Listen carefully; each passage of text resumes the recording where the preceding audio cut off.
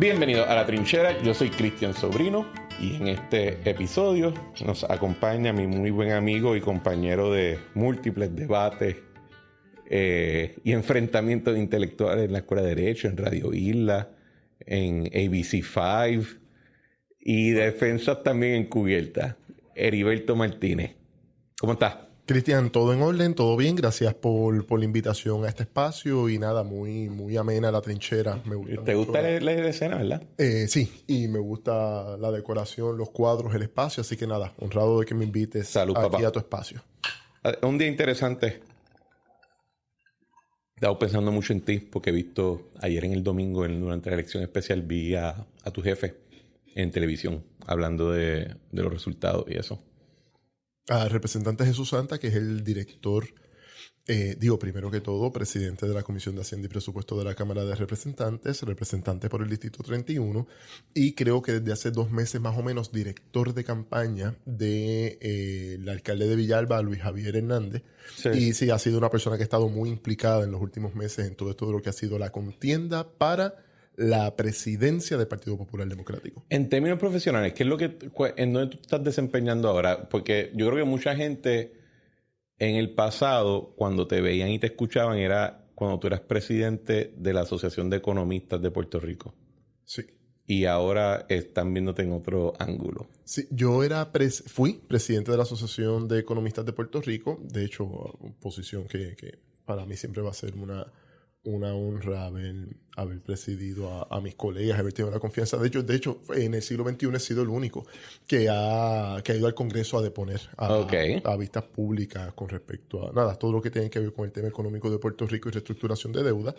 Y actualmente soy parte de la Junta de Directores de la Asociación de Economistas, o sea, me mantengo ligado a mi gremio y siempre defiendo cuál es el alcance de los economistas y qué no es ser economista en Puerto Rico. Siempre tengo esos debates y esas discusiones, pero desde enero 2021 hasta el momento soy entonces el director de la Comisión de Hacienda y Presupuesto de la Cámara de Representantes. Ok, ¿y también das clase todavía? Sí, a las 7 de la mañana estoy dando clases en la Universidad de Puerto Rico, recinto de Río Piedra. Allá por lo general doy una clase introductoria, 3005, Economía 3005, 3021, los lunes y miércoles. ¿Qué significan los números? Introductoria, esas son las que son introductorias.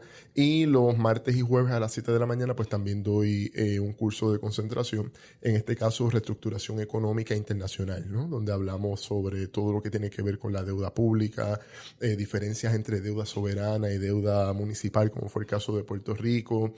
Hablamos un poquito de cómo el sector financiero internacional en estos momentos es el sector industrial dominante, como en algún momento lo fue la manufactura durante la época dorada del capitalismo estadounidense post Segunda Guerra Mundial. Nada, unas clases bien interesantes.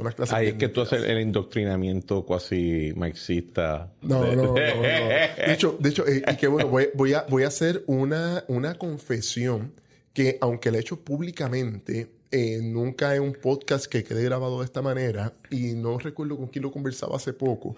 Yo, en términos de lo que es economía política, esto lo hablaba con el colega Antonio Fernosa Gevín.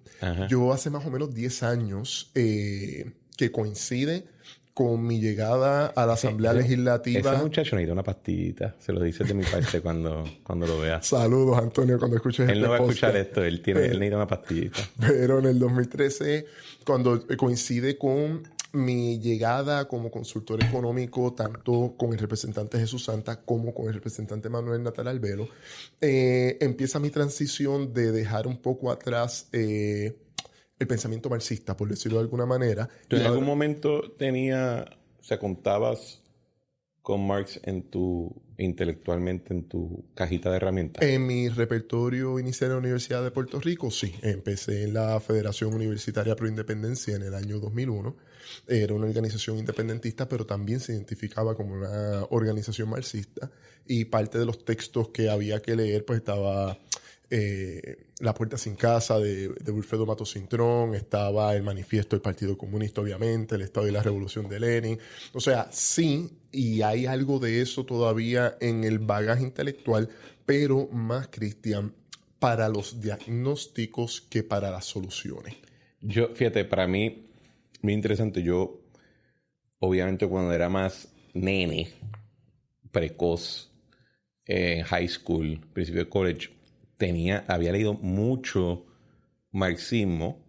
Y cuando digo marxismo quiero decir más Marx y Engels. Yo no me había metido en nada de lo que venía después. En las ideas posteriores. Ajá. Ni los pensadores que vinieron después. Eso me lo quitaron violentamente en la universidad. Pero he encontrado que primero hay muchas cosas que decimos que son marxistas que no tienen nada que ver con ellos. Y segundo, si tú coges un poquito como hacía Machiavelli, que en realidad parte de lo que él escribía no era necesariamente un tratado o un manual, sino una parodia que después se convierte en el Tratado del Príncipe, ¿verdad? Hay cosas dentro de Marx que uno las lee hoy y uno dice, pues fíjate, la pegó, pero... Y en términos de diagnóstico tiene, yo creo que especialmente yo creo que en el área social de lo que implica más una economía de conocimiento que una economía de manufactura manual. Yo creo que especialmente la parte de, no sé cómo sería la traducción en español, pero la parte de cuando el aislamiento, la disociación del trabajo. Ah, claro. Esa la enajenación. Enajenación. Esa yo creo que es la parte que uno la lee hoy y uno dice, hay algo ahí, especialmente con el mundo computarizado. Mira, y hay algo también bien interesante. O sea, me mantengo en ciertas lecturas. Hace poco tuviste aquí y les recomiendo a todo el mundo que escuche... Almeida. En la trinchera cuando trajiste aquí a Manuel, a mi amigo, un gran pensador, Manuel Almeida. Probablemente, Cristian, el pensador más importante de mi generación y de la tuya. Cuando él es un par de años mayor que nosotros. Él no me lleva mucho. No, yo a ti tampoco te llevo tanto, ¿no? Como un año, un par de meses. Y él, en uno de sus textos, Dirigentes y Dirigidos, en ese texto donde él hace unas reflexiones sobre los cuadernos de la cárcel de Antonio Gramsci, me doy cuenta y me percato e insisto que todavía intelectuales que puedan tener orientaciones cercanas al marxismo hacen muy buenos diagnósticos. El gran asunto que quizás yo todavía no he podido compartir con otros intelectuales cercanos al pensamiento marxista es, una vez estamos en las esferas de la política pública y hay que tomar decisiones en torno a la política económica, ¿cuáles son las coordenadas? Eso es lo que no han logrado desarrollar todavía. ¿Qué te refieres con eso? Por ejemplo, el tema de la desigualdad. Tú hablas con personas cercanas al pensamiento marxista y me parece que te van a hacer un diagnóstico entendible y adecuado sobre problemas de la desigualdad. Y uno le dice, pues fenómeno, ¿cómo lo resolvemos? Pues entonces, qué sé yo, hay que tomar el control de la superestructura política. Se queda entonces en una abstracción cuando yo estoy en un momento que aquí es que entonces uno empieza a ver las virtudes, por ejemplo, de John Maynard Keynes, cuando hablaba de la política fiscal y la política monetaria. Ya hay unas herramientas constituidas para trabajar el tema de política económica, ya sea aumentar impuestos o bajar impuestos, ya sea subir tasas de interés o bajar tasas de interés, regulaciones en aquellas áreas que puedan haber externalidades. Entonces, todo eso tú lo tienes ahí disponible y tú tuviste la experiencia también igual que yo, quizás la tuya mucho más enriquecedora de la mía, porque tú estuviste en instituciones que de verdad había un trabajo directo con temas de policy, política económica.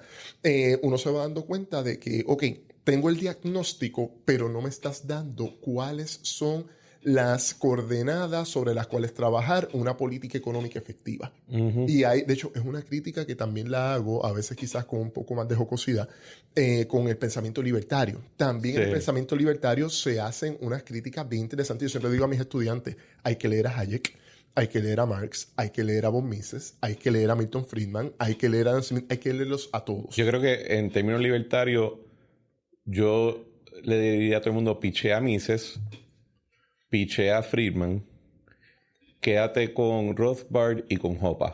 Pero te voy a decir algo bien importante. En la base del pensamiento económico libertario, hay un tema de los movimientos del capital.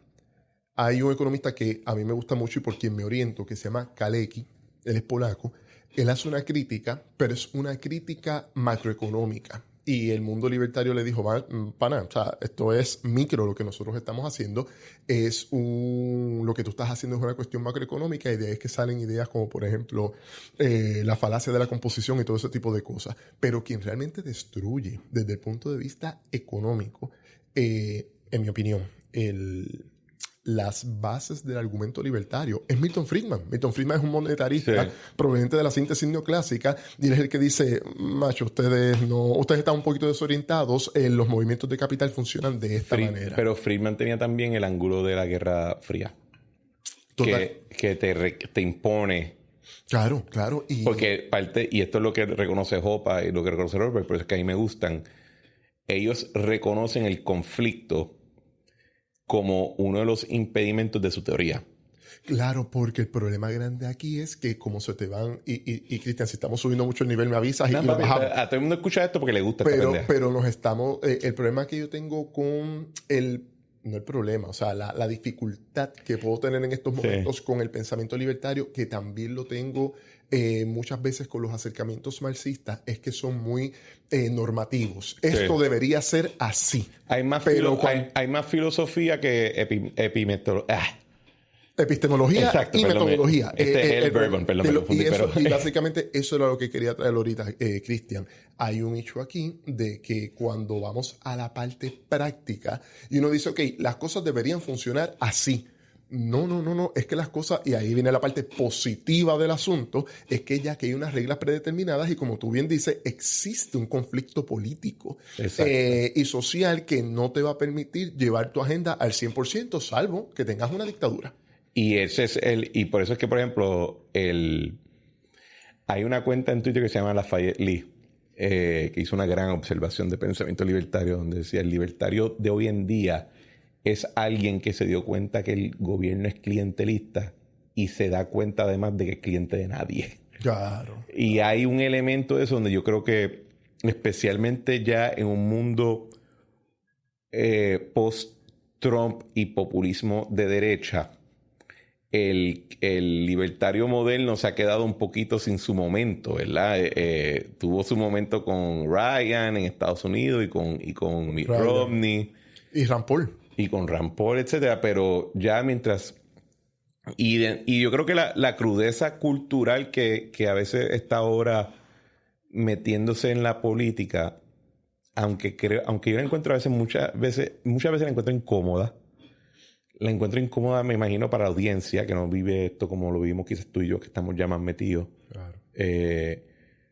Pero hay algo de una política que hable sobre las cosas cruciales del corazón del ser humano que es problemático porque implica aislamiento, implica animosidad, implica a veces odio. Claro.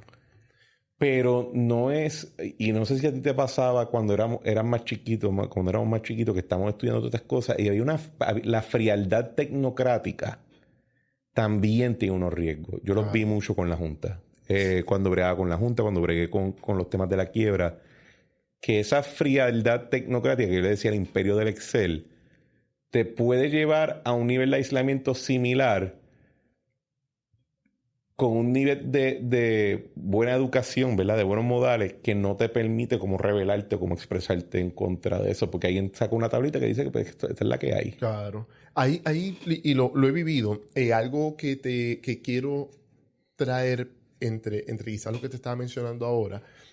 Diferencia entre, y es lo que me llevé del pensamiento marxista de cuando era más joven a lo que quizás como yo pienso hoy, y que no tiene el mundo libertario, es el concepto de teoría del Estado.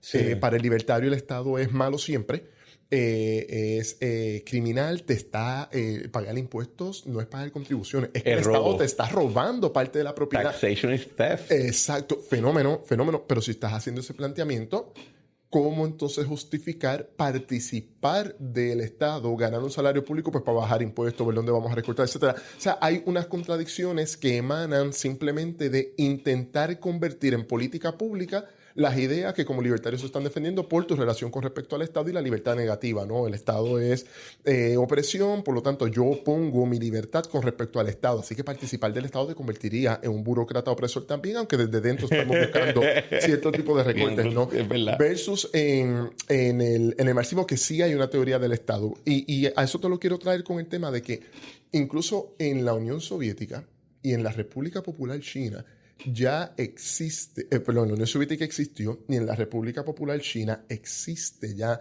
una tecnocracia fría que es capaz de tomar decisiones con un Excel. En la Unión Soviética no había Excel, sabrá Dios lo que usaban y tomaban las decisiones de ciertas maneras muy violentas. Pero lo que quiero traer es que ocurre ya que básicamente lo veamos desde una óptica más liberal libertaria o una óptica más de izquierda. Esta cuestión de las tecnocracias se ha convertido bien popular en el siglo XXI por lo que tú estás mencionando, ¿no? Son personas que son capaces de tomar decisiones aparentemente objetivas que van a ser las mejores decisiones, pero que la sociedad no va a poder entender. ¿Y cuál es el riesgo, Cristian? Como yo lo veo, que esa cuestión tecnocrática, el tema del aislamiento que tú estás mencionando, nos está llevando entonces a la construcción de modelos postdemocráticos y postpolíticos. ¿Qué significa eso? Que estamos ya dispuestos a aceptar ciertos niveles de autoritarismo. Piensa que todavía China, por más economía de mercado que es y economía abierta y exportadora, es un partido comunista único. O sea, no hay pluralidad de partidos, ¿no? Piensen en Puerto Rico con la Junta. O sea, siempre se está buscando pensar cómo podemos domesticar y tomar decisiones desde en ese sentido, ópticas no democráticas. Sí, y en ese sentido te voy a dar dos ejemplos, no proponen ninguna solución. Yo creo que confirman y lo que estás diciendo. El primero es la institución que con mucho orgullo cerré, no obstante que le tiene un gran nivel de admiración, que fue el Banco Gubernamental de Fomento. Y se lo digo a todo el mundo, recuerden lo siguiente. Si la quiebra viene es un vehículo para una clase política para llevar a cabo sus metas, sea sus proyectos de agenda política, sea clientelismo, sea el que sea, ¿verdad? Pero la quiebra es producto de ese vehículo. Claro. Pero el chofer no eran otros políticos. El chofer fue una clase tecnocrática fuertemente aliada al Banco Gubernamental de Fomento, que contaba entre su gente a los mejores servidores públicos, a los mejores abogados, a los mejores banqueros, a los mejores contables. Era lo mejor de lo mejor que te puedes imaginar. Estaba todo en servicio de esa institución que es en última instancia la que se revela contra su mandato legal y viabiliza esa misma quiebra. O sea, hay un mundo paralelo donde en el banco todo el mundo dice no, esto no se puede, y todos renunciamos en protesta y el edificio se queda vacío. Claro. Y se refleja, ¿verdad? Pero había que obedecer el jefe o la jefa. Eso es un ejemplo. El segundo ejemplo que iba a decir es esta insistencia perversa de planes económicos antidemocráticos. Que no importa qué pase en las elecciones, siempre va a seguir ese, entre comillas, plan. Y eso es celebrado en los periódicos. Eso es celebrado en la prensa, en los programas, en lo que tú y yo vamos a veces. Que cuando lo dicen, yo dije, ojo, guys. Cuidado, que aquí hay un elemento bien antidemocrático envuelto. No hay nada que despolitice más que la monarquía. Claro. Si queremos, nos vamos por ahí. Yo necesariamente no tengo un issue, ¿verdad? Siempre y cuando me pregunten mi opinión, pero o sea, ojo con las cosas que se le meten en la cabeza a la gente, porque las ideas tiene gente, la gente no tiene idea. Yo creo, Cristian, que eso tiene que ver también, y esto no es solamente en Puerto Rico, esto yo lo veo bastante global. Se entiende que después de la crisis del 2008, financiera internacional, pienso que hubo una estrategia efectiva y quizás con algo de razón, no, tampoco quiero excusarlo, pero hubo una estrategia efectiva en que lo que provocó la crisis financiera del 2008 también tuvo una responsabilidad muy marcada de los estados. Sí. Y pienso que esto tuvo mucho que ver, te doy el ejemplo concreto que tú y yo debatíamos estas cosas en la Facultad de Derecho y en otros espacios. El rescate, no el de George Bush, el de Barack Obama, a la banca. Sí. Podemos tirar una línea recta entre ese rescate y la victoria del Tea Party en el 2010. Literal. Literal. Estaba el Obamacare, el rescate a la banca, y cómo entonces utilizamos dinero que en lugar de devolvérselo a la gente a través de rebajas contributivas, se lo estamos dando entonces a la gran banca internacional por la vía de las acciones para restablecer el crédito. Esos son ejemplos de situaciones en los que yo creo que las consecuencias de la crisis financiera fueron tan críticas y la gestión de la política fue tan pobre. Oye, por las izquierdas y por las derechas. El gobierno de Zapatero en el 2011 colapsa. Sí. Y después tuvo Rajoy una mayoría absoluta como resultado de la... Está hablando de España. De España, de la crisis financiera internacional y de la burbuja inmobiliaria que se montó a raíz de eso en España. O sea, esa mala gestión en la política me parece que abrió el espacio para los populismos, para los enojos, para los corajes, para buscar entonces la culpa en el exterior constitutivo que nos hace nosotros, pero también en la doctrina del enemigo interno. Es que hay gente aquí adentro que nos roba los empleos. Yo le digo eso la paranoia del traidor. Exacto, por ahí va la cosa. Entonces pienso que al final fue tan exhaustivo el proceso que la gente comenzó a preferir o a buscar de algún modo estabilidad.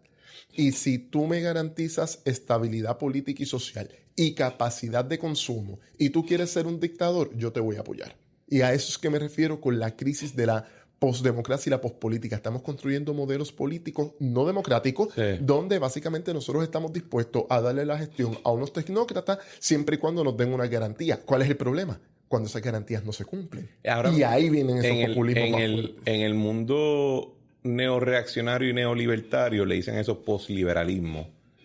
Y hay gente, oye, tipo bien freaking inteligente, no son ningunos payasos. No, esto no tiene nada que ver con capacidad intelectual. Que te hablan de la necesidad de un César. Exacto. Eso está planteado. Y un bonapartismo. Y me parece que eso es Trump. Trump es esta figura del líder fuerte que se proyecta como un individuo capaz de dar soluciones y a la misma vez proteger tu libertad individual para que tú hagas tu proyecto material de vida. Su violencia retórica es "It's not a bug, it's a feature". Claro. Para esta gente. Y yo para estar claro, ¿verdad? En términos de mi visión, por lo menos, el otro día estaba en un programa del multiverso de Ray Cruz. ¿Tú has visto Generación News? No. Un medio digital que montó Ray Cruz en Florida. Muy interesante. Y estaba hablando con uno de los anfitriones que se llama Derek. Y de momento alguien me dice, pero ¿qué tú eres? O sea, ¿cuál es tu filosofía? Y traté de explicarme, hizo un trabajo pésimo. Y hay una de las comentaristas en el Facebook que dice, esto es un demócrata. Y yo lo veo y yo me echo a reír y digo, cariño, si yo soy tan progre como Otto von Bismarck, desde que tú hablas. Pero a la misma vez mi temple, y esto lo descubrí en el gobierno, aunque pues tengo que admitir que tengo una vena de hijo de puta, tengo una vena bien conservadora de que cuando tengo la decisión al frente mío, yo digo, cójanlo suave, porque si sale mal la tablita, te llevaste enredado un montón de gente. Pero yo creo que eso no... Por eso te decía que hay una cuestión de la parte normativa de qué es lo que creemos. Me pasó un día con Ramón Rosario, ya sustituyendo a Iván en Noti1. ¿Puedo hacerle promoción a Noti1? Sí, no hay problema. Porque soy colaborador de Carmen Jovet también. Aquí no hay ningún problema. Noti1 ha sido yo creo que muy chévere contigo y conmigo. Claro. Y Radio Isla en un momento fue chévere conmigo, ya no tanto, pero... Pues, a lo que quería traer un día como que Ramón, y después puedes invitar a Ramón para que aclare la conversación, pero como que en algún momento dado... Que ya viene de camino. Le dije que yo está en el calendario. Economista de avanzada, progresista, y él me dice, no, eso de avanzada no, porque para mí eso que tú dices de avanzada puede ser retrógrada. Estipulamos que los conceptos puedan estar en disputa, pero sí había como que una necesidad de yo plantear cuáles son las coordenadas ideológicas desde las que yo parto. ¿No? Y ahí es que pues, no tengo ningún problema. Solo me considero un economista post-keynesiano, un economista muy influenciado por el pensamiento de la economía ecológica. Vengo de tradiciones marxistas, no lo voy a renegar tampoco, pero, y esto lo hablé una vez contigo, cuando uno entra a la administración de la cosa pública y hay que tomar decisiones, ahí es que quizás esa parte post-keynesiana me absorbe con mayor nivel, porque cuando uno lee mucha literatura post-keynesiana, estás hablando de presupuestos, estás hablando de gasto de gobierno, estás hablando de inversión social, estás hablando de crecimiento económico, estás hablando de recaudo, estás hablando de impuestos. O sea, te da toda una serie de literatura y de conocimiento que te permiten tomar unas decisiones. A lo que quiero llegar.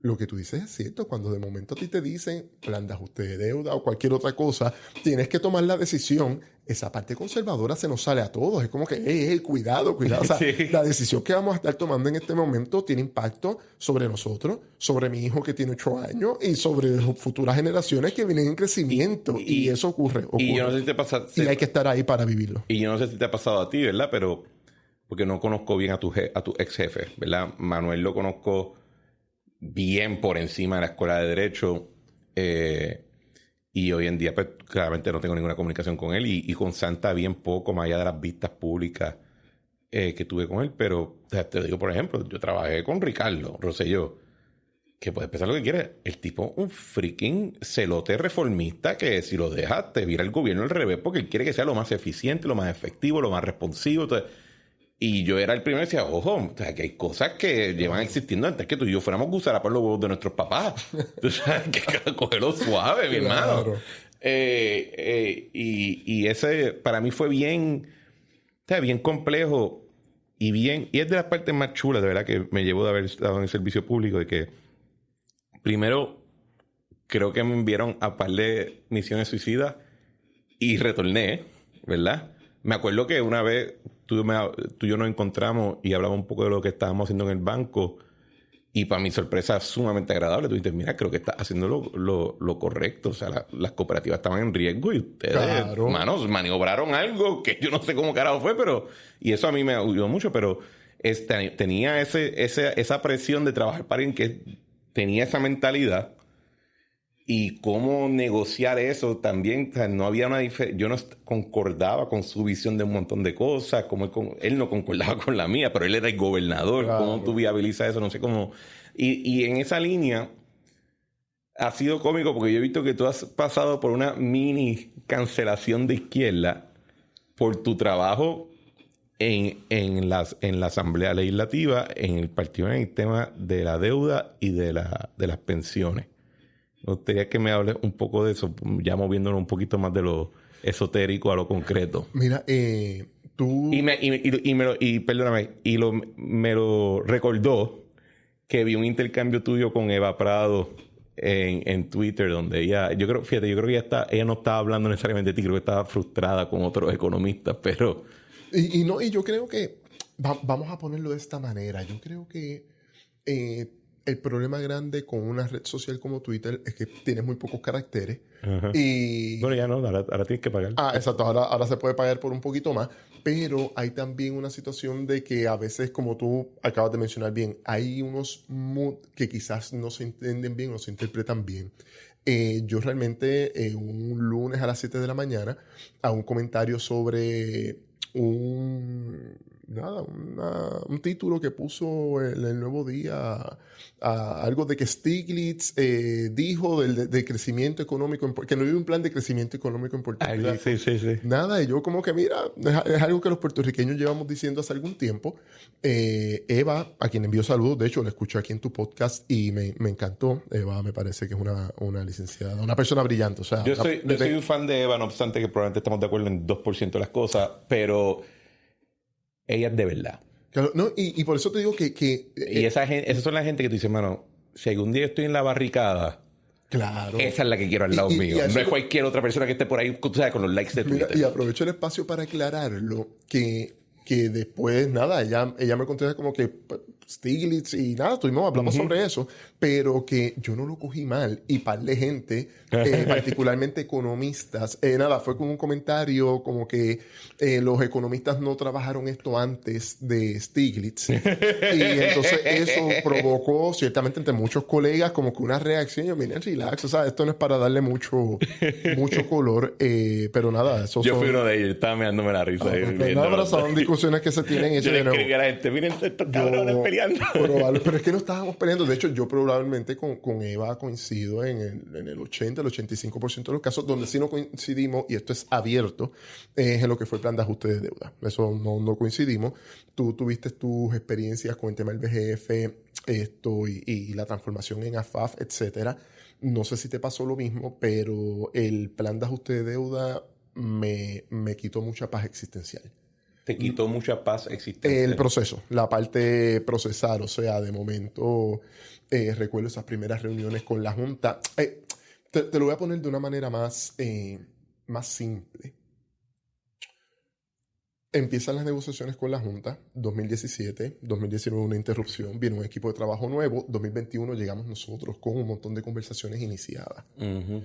Eso... Y con opiniones bien abstractas. Es la cosa. Entonces llegamos en enero 2021, 2022 vamos a tener la primera reunión con Natalia Yaresco, después con miembros de la Junta, y me sorprendió lo que tú acabas de hablar de esa cuestión tecnocrática, de pues esto es lo que hay, estamos recortando al OPR aquí, estamos haciendo esto acá, y fue como que mira, vamos con calma, o sea, estás creando una serie de circunstancias después del trauma del huracán María, el problema migratorio, o sea, y la Junta puso en pausa unos cuantos recortes, unas cosas del plan, pero notábamos una total desvinculación con los temas culturales, los temas sociológicos de Puerto Rico. Fue bien complicado. Y viene el tema del plan de ajuste de deuda. Recuerdo, y esto ya comenzó con ustedes, el tema de retiro. Tengo que reconocerlo, el tema de retiro ya venía defendiéndose anteriormente. Lo que sí te confieso, Cristian, y es una crítica que en algún momento te la hice a nivel personal y siempre se la hice a Ricardo Rosselló, el tema del UPR. Me preocupó. El tema del UPR, como que de momento, métele los recortes, vino un presidente, yo soy Rambo y puedo bregar con los recortes, y yo esto se fastidia. Fue horrible. Sí. Anyway, el tema del UPR... Y creo que ahí, al día de hoy, vamos a tener esa diferencia. Porque por mí ni un chavo más. Pues yo creo en la fórmula, pero ya mismo hablamos de eso. A lo que quería llegar, traemos el tema del UPR, viene el tema del plan de ajuste de deuda, y me parece que cuando se empieza a discutir el plan de ajuste de deuda, no había... Mi diferencia fundamental era que uno estando allá adentro, yo no tengo el poder decisional, como tú bien dices, pero yo lo digo y lo vuelvo a repetir aquí, lo repito en todos los foros. Yo fui el economista y el director de la Comisión de Hacienda que les recomendó a la mayoría legislativa y a las minorías también en la Cámara de Representantes aprobar el plan de ajuste de deuda. Lo digo en todas las partes, en todos los espacios, estoy dispuesto a defender mi trabajo, invítenme a todos los foros, yo sé lo que pasó allí. Pero... Oye, y eso coge huevo, my friend. Pero... Hay demasiada gente, y yo sé que tú lo sabes, tiran la piedra y esconden la mano y después no quieren explicar por qué tomaron las decisiones que tomaron o por qué las recomendaron y por qué entienden que estaban correctos y en dónde metieron las patas. Eso coge cojones. Y fuerza ovariana en el caso de una mujer. Y cuando uno explicaba lo que estaba pasando a puerta cerrada, mucha gente me decía, dale para adelante, pero sabes que allá afuera, pues tengo que... ¿Está bien? No. Y yo pensaba igual que tú. Han pasado ciertas cosas. El problema principal en Puerto Rico no es económico, no es social, es moral. Y es que estamos demasiado acostumbrados a mentir. Y a tolerar la mentira de otros. Claro. Y eso es un problema que está socavando todo. ¿Verdad? Y lo digo... porque ese es el principio de la corrupción. Hice esto y te miento para no decir que... Y yo te puedo decir como alguien que yo puedo admitir, yo nunca cogí un chavo que no me correspondiera. Y el que ve mis estudios financieros de esa época se va a reír. Y mis planillas. Exacto. Yo soy el director de la Comisión de Hacienda que menos cobra en los últimos 20 años. Tú ves eso y dices, pero donde yo tengo que decir que yo creo que San Pedro yo toleré mentiras que no debía haber tolerado. Y esa parte te lo digo, no permitan nunca que te hagan eso. Hay que ver en qué momento, si escribo un libro o algo, uno busca la redención para ese pecado capital, porque te reconozco que sí, que me ocurrió. Pero nada, yo fui ese economista, ese director de la Comisión de Hacienda, y pude haber dicho, no, eso fue a quien le tengo mucha admiración y respeto porque es mi mentor. Eso fue el representante de Jesús. No. Yo le dije al representante de Jesús Santa, tírate por aquí. Esta es mi línea, es tu decisión, pero esta es la línea, y yo la respaldé. ¿Tú escribiste el artículo donde él me tiraba? No, eso fue... No, mentira, no brego con esa faceta estoy jodiendo. Pero sí, oye, ¿verdad? Paréntesis. Siempre te quise preguntar esto en el podcast. Cuando tú hablabas de los economistas que estaban hablando del valor presente de la deuda en la reestructuración de Cofina, ¿estabas pensando en mí? Nada, me contestas ahorita si te acuerdas, pero sí, era como que, los economistas, el valor presente de la deuda. Fíjate, no era por ti. ¿Cómo es que se llama ella? No era ni de Puerto Rico. Okay. Era la muchacha de Espacio Abierto. No me acuerdo. Bueno, el economista es Daniel Santamaría. Pero Guzmán también es el que ellos traen. No, Martín Guzmán trabaja con Stiglitz en Columbia University. Estuvo de ministro de Economía de Argentina. Okay. Participó en la renegociación de la deuda. Estuvo por aquí hace poco. Y Espacio Abierto, quien lo dirige, Blondet. Exacto. Ella. Ok. Porque estaba citando a estos muchachos. Sí. Ok, pero entonces... No eras tú. Pues, cerrando paréntesis. Mira, entonces, nada, el asunto, para no aburrir a todo el mundo con el tema del plan de ajuste de deuda, trajo obviamente controversias. ¿A ti gente te calificó como traidor de algún... porque estabas tomando esta postura? Recibí amenazas de muerte, anónimas, obviamente. Sí, y de agresión. Sí, eso en mi celular, por WhatsApp, eso me llovía fácilmente 2 o 3 por día. Y fue una época complicada. E incluso llegué a recibir un mensaje de no pases por tu salón en la UPI. Estábamos en pandemia, ya no, porque te estamos esperando en el tercer piso. Lo cual me molestó un poco, porque el tercer piso de donde me están hablando es donde está el departamento de economía. Es como que te vamos a desterrar también del departamento. ¿Alguna de esas amenazas fue tan concreta que te asustó? Yo te voy a decir, cuando pasó el verano del 19, a mí, cuando me friqueó, fue cuando me dijeron, te vamos a romper tu puerta roja y XYZ a tus gatos. Porque la puerta de mi apartamento es roja. Sí, a esas cosas. Y ahí yo hago... Ahí fue que... Ahí te digo... uno se cree que es machito hasta que uno pasa algo Yo así. recibí la foto de mi tablilla en el parking. Ay. Pero sí, era obviamente, me estaciono allí, que diantre. O sea, sí, vamos a ponerle, uno se ve en un trance performativo de cómo uno debe actuar estas cosas, pero por dentro uno está destruido. No está destruido okay. y no te miento, esto yo pienso, parte del estado de bienestar que un economista como yo defiende, trabaja el tema de la salud mental. Yo pienso que yo caí en una depresión bien fuerte. Te lo digo abiertamente, sí. Nunca pero pienso que caí en una depresión. Fue un momento horrible, pero ¿qué es lo que a veces uno le dice a las personas? Hay cosas que tú sabes que no podemos mencionar de reuniones que uno tiene que hasta firmar documentos y todo. Y se crearon unos discursos que quizás en la abstracción eran los discursos correctos, pero cuando vamos a la parte práctica y metodológica, se les pasaban el concepto que tuvimos que vivir, tú lo viviste y yo también, que se llama relaciones de poder, política. Sí. Entonces, desde el punto de vista, de hecho, yo tuve, por ejemplo, un intercambio buenísimo y se lo voy a agradecer todo el tiempo con Daniel Santamaría Ots. Lo hicimos en el periódico Metro. Está en YouTube, lo pueden buscar. Fue, yo te diría que el único colega a quien le tengo mucho aprecio y respeto intelectual que me dio el espacio de tener diferencias y poder discutirlas frente a una cámara con toda la calma del mundo. Y al final yo lo que digo es, oye, si la crítica es con respecto a cómo se está llevando el proceso, la crítica entonces no es este plan de ajuste de deuda. La crítica es a la condición colonial que permite la imposición de una junta. Pero si no vas a impugnar eso y te vas a meter en el proceso, esto es un proceso donde se ganan unas cosas, se pierden otras y eso se llama negociación. Y que esto es parte... O sea, yo tengo... con esto yo lo comparto con Eva. Bueno, no lo comparto con Eva. Quiero decir que creo que ella y yo estamos en líneas paralelas en términos de dirección. Yo creo que ella tiene unas frustraciones con ciertos profesionales que no han salido a discutir concretamente o las implicaciones o los tecnicismos, y creo que su resentimiento viene porque esos profesionales se sienten intimidados por la situación que es masiva. Claro. ¿Verdad? Una cosa es tú hablar mierda. Otra cosa es tú tener que pasar juicio valorativo sobre asuntos bien grandes, de magnitud total sobre la isla. Te voy a dar un ejemplo, mira, para darte un ejemplo concreto sobre una de las cosas que dije, esto hay que aprobarlo ya. Pues gracias por dejarme terminar, porque mi frustración, que yo creo que comparto, o sea, por eso que digo que están en líneas paralelas, mi frustración, por ejemplo, es con la Escuela de Derecho de la Facultad de Derecho de la UPR.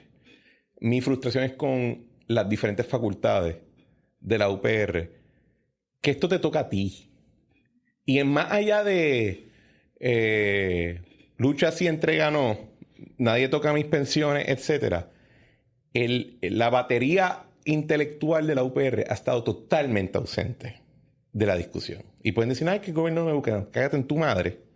Tú tienes PhD, tú tienes estudios post-PhD, tú eres una supuesta eminencia a tal nivel de que el Estado te tiene que pagar tu sueldo porque eres tan bueno que tenerte alrededor de nosotros nos da un beneficio, y tú no has tocado el fucking tema y te escondes porque estás intimidado tanto de la magnitud como de la complejidad, y era mucho más fácil el seguir enseñando las mierdas que prepararon en los 80 y en los 70, estar enseñándolas en los 2000, que enfrentarte con el siglo XXI, ¿verdad? En toda su crudeza y magnitud. Ese es mi resentimiento.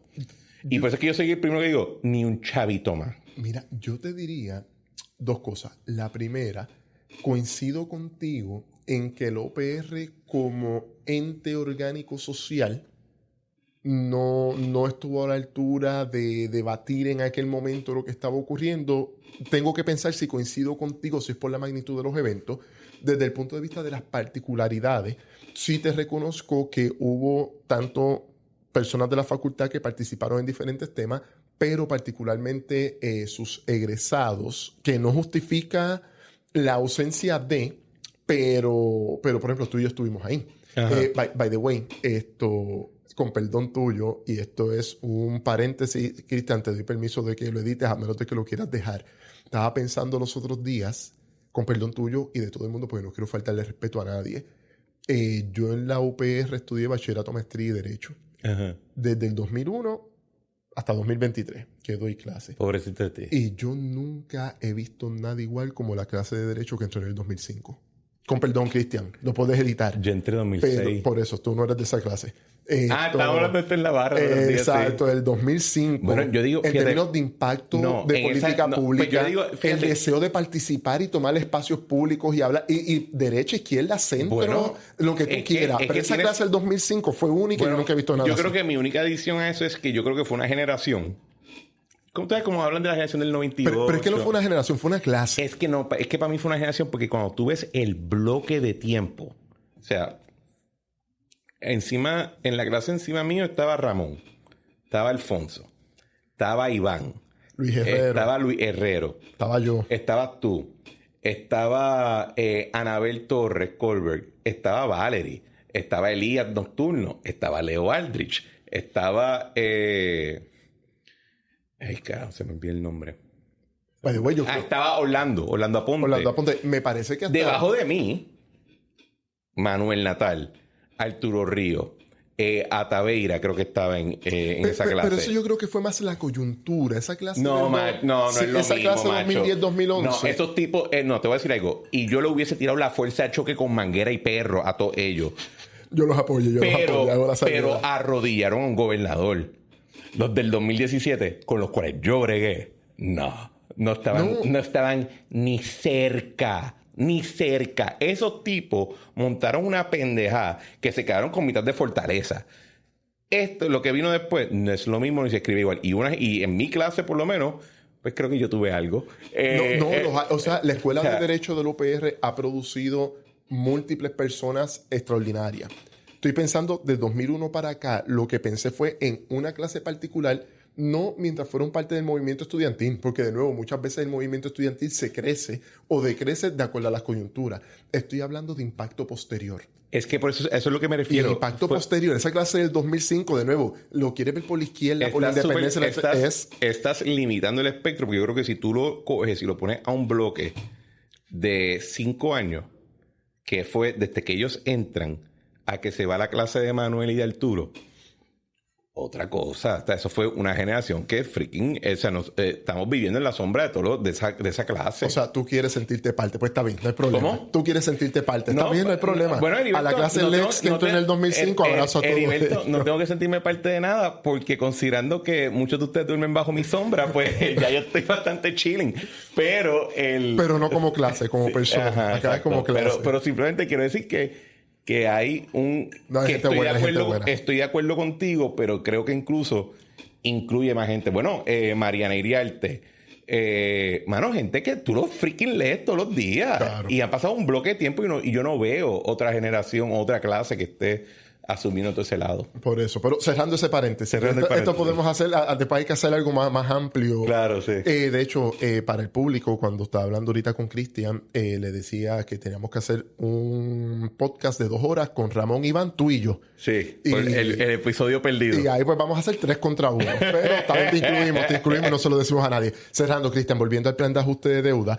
Nada, había mucho... el problema aquí es que no se hizo, me parece, de la manera adecuada. Había temas de mucho conflicto social, política, trauma. O sea, era pandemia, era un momento bien complicado. Y había muchos temas sobre la mesa que no se tocaban. Voy a dar solamente un ejemplo.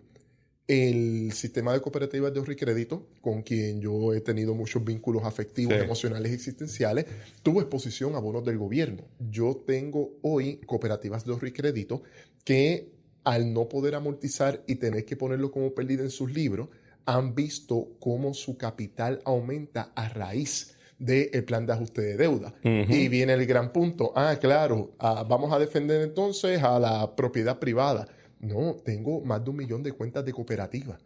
Por lo tanto, cuando uno empieza... Y que están relacionados porque al final del día quien está... Es la clase obrera, punto. Los que están en la cooperativa y los retirados. Decía, mira, yo no puedo quebrar el ahorro de los retirados de Puerto Rico. O sea, aquí tenemos que adelantar estos procesos. Y que garantizar de la última instancia nuestro sistema cooperativo y de su liberalidad es el Fondo General. Exacto. Al final se puede meter por el fundillo. Al final del recorrido va a ser el Fondo General. Entonces yo decía, podemos aumentar capital en el sistema cooperativo local. Podemos ajustar el piso de aportaciones a la OPR en 500 millones y protegemos la totalidad de las pensiones. Ojo, que esto también fue parte de las cosas que hemos hablado por redes sociales. La Junta estima que entre lo que va para el PAYGO más lo que va para el Fondo de Pensiones Futuro es el 20% del presupuesto general más los ingresos propios. No es solamente el presupuesto que sale del Fondo General, sino con los ingresos propios. O sea, estamos hablando de grandes cantidades de dinero y es otra preocupación que a veces tengo. Yo, cuidado con ese tema de la segunda quiebra. O sea, ya esto se resolvió. La deuda, el servicio de la deuda va a ser 6% del presupuesto. Cuidado con ese tema de la segunda quiebra porque... para que no lo tengas que decir tú, en un mundo donde hay una segunda quiebra, no van a recortar la deuda. Cuando tú tengas de van a recortar la pensión porque cubre, que fue lo que pasó con la UPR. Cuando tú estás en doble dígito en tu gasto presupuestario, va a aparecer el imperio del Excel, es decir, yo creo que se puede evitar por la mitad. Exacto. Y ahí es que viene el cambio. Y entonces en los consensos sociales podremos estar en contra de eso, pero ya sabemos que los consensos sociales no tienen nada que ver con un encaje territorial que permite la creación de la ley promesa a una junta y la junta determinar por dónde van a ser los recortes. Heriberto, yo creo que es justo decir, yo siempre tuve una relación bien combativa con la junta. A mí, yo creo que te tengo que admitir que yo creo que, y esto era más reflejo de mi elitismo que nada, a mí la Junta yo la tomé como un asunto personal. Totalmente. De que te tengo que arrancarle aquí porque tu existencia me priva a mí de poder influencia y de donde yo entiendo que está mi gente en la jerarquía. Tu presencia me ofende. Claro. Me importa 3 pepinos si tienes razón o no. De hecho, que hasta la jueza en el Supremo Federal, en la disidente, Sotomayor. La disidente habla de que, mira, esta figura es un alien al constitucionalismo estadounidense. Totalmente. Incluso para personas que puedan creer, por ejemplo, en el Estado Libre Asociado o en la estadidad, es una figura absurda. O sea, una figura que no era compaginable con ninguna visión de estatus en Puerto Rico. Y la única manera que yo creo que se pudo, de alguna manera, internalizar fue convirtiéndola en el imaginario, como en el imaginario, la palabra favorita de mi amigo Jonathan Lebron, en un tipo de FBI. Era el Leviatán. Era la gente que venía a ponerle a mis políticos en cintura. Como yo no elegí bien a los políticos y los políticos ya se fueron por la libre, pues la Junta, de hecho la Junta, según JFR, llegó a tener una imagen positiva al principio. Y me tomo un gran nivel de crédito en reducirla al 13% del 80 y pico. Pero eso para mí es yo tengo eso. Si algún día pongo cosas en la tablita, ¿verdad? De mi oficina, voy a poner, cogí la Junta en 80 y pico cuando me la dejó Elías, dicho sea de paso, y la bajé a 13 cuando me fui. ¿Quieres más? Sí. Te iba a preguntar, ¿cómo ha sido para ti esa... Y te lo pregunto a ti porque pues, hablo mucho más a menudo de esto con Omar y con Paquito y con otra gente, pero ¿cómo ha sido esa interacción para ti? Con la Junta. Con la Junta, con sus profesionales. Mira, vamos a ponerlo de esta manera. O sea, por ejemplo, te voy a decir, francamente, yo a veces pienso que ustedes son demasiado nice. Hay un elemento aprendido de mi mentor, el representante Santa. Que siempre tienen muy buenos modales. Los modales son extremadamente importantes en ciertos procesos. Reconocemos que puede haber figuras políticas o incluso ciudadanos que deseen un poco más de compatibilidad en ciertos momentos, y el tema de los modales, pues nada, esa discusión está ahí, pero vamos a ponerlo de esta manera.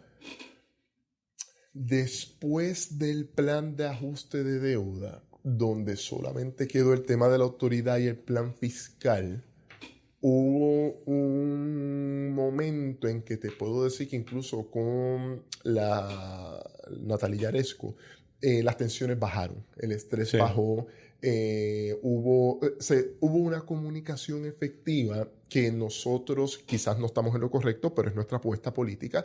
Esperábamos convertirla en políticas menos austeras o políticas de expansión, ¿no? Que eso ya poco a poco la propia Junta ha dicho, mira, vamos a cogerlo ya con un poquito más de calma con la austeridad, vamos entonces a trabajar en áreas de inversión. Sí sé que la relación todavía de la Junta con el Ejecutivo es un poco más compleja, porque el Ejecutivo tiene unas expectativas, por ejemplo, y esto es público, por eso lo traigo, de bajar tasas contributivas, tanto a empresas como a ciudadanos. Sí. La Junta en su plan fiscal dice que tiene que ser revenue exacto, neutral en ingreso.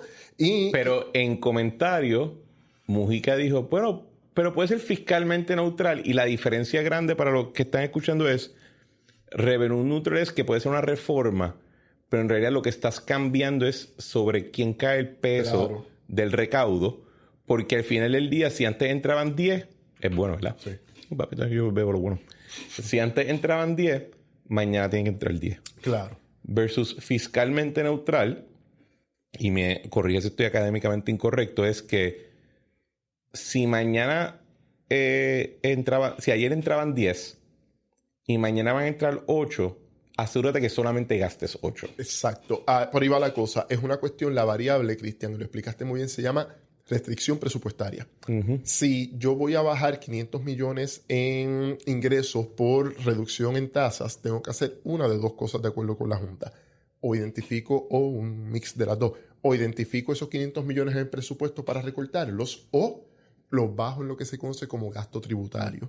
Uh-huh. Y ese tema del gasto tributario es un tema que tanto el secretario de Hacienda como este servidor coincidimos, y pienso que va a ser un gran instrumento de política pública para los próximos 10 años. Gasto tributario es los créditos y las deducciones contributivas, los incentivos. Sí, pero bien importante, Cristian, que es lo que a veces se me hace un poquito difícil explicar, y quiero practicarlo para manejarme mejor cuando esté con legisladores o con ciudadanos. No es una medida de ingreso, es una medida de gasto. Sí, porque... Y a veces la gente dice, pero entonces si quitamos, recogemos por acá. Y yo, no, calma. Pero ojo, porque creo que no siempre es análogo a eso. ¿A qué? Porque creo que hay actividad económica que genuinamente, no obstante el Código de Renta Interna de Puerto Rico, va a ocurrir. Entonces, en ese sentido, sí, el crédito, el incentivo o el subsidio o la deducción es un gasto.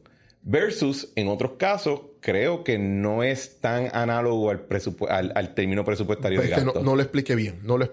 Me explico de nuevo. son dos fórmulas distintas, es lo que quiero decir.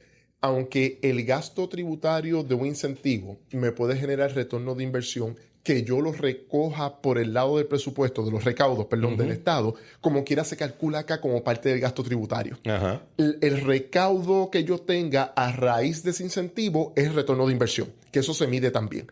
Pero lo que quiero traer es que, aunque pudieran estar relacionadas y una puede ser beneficiosa porque me ayuda a la otra, la manera en que se mide va a ser diferente.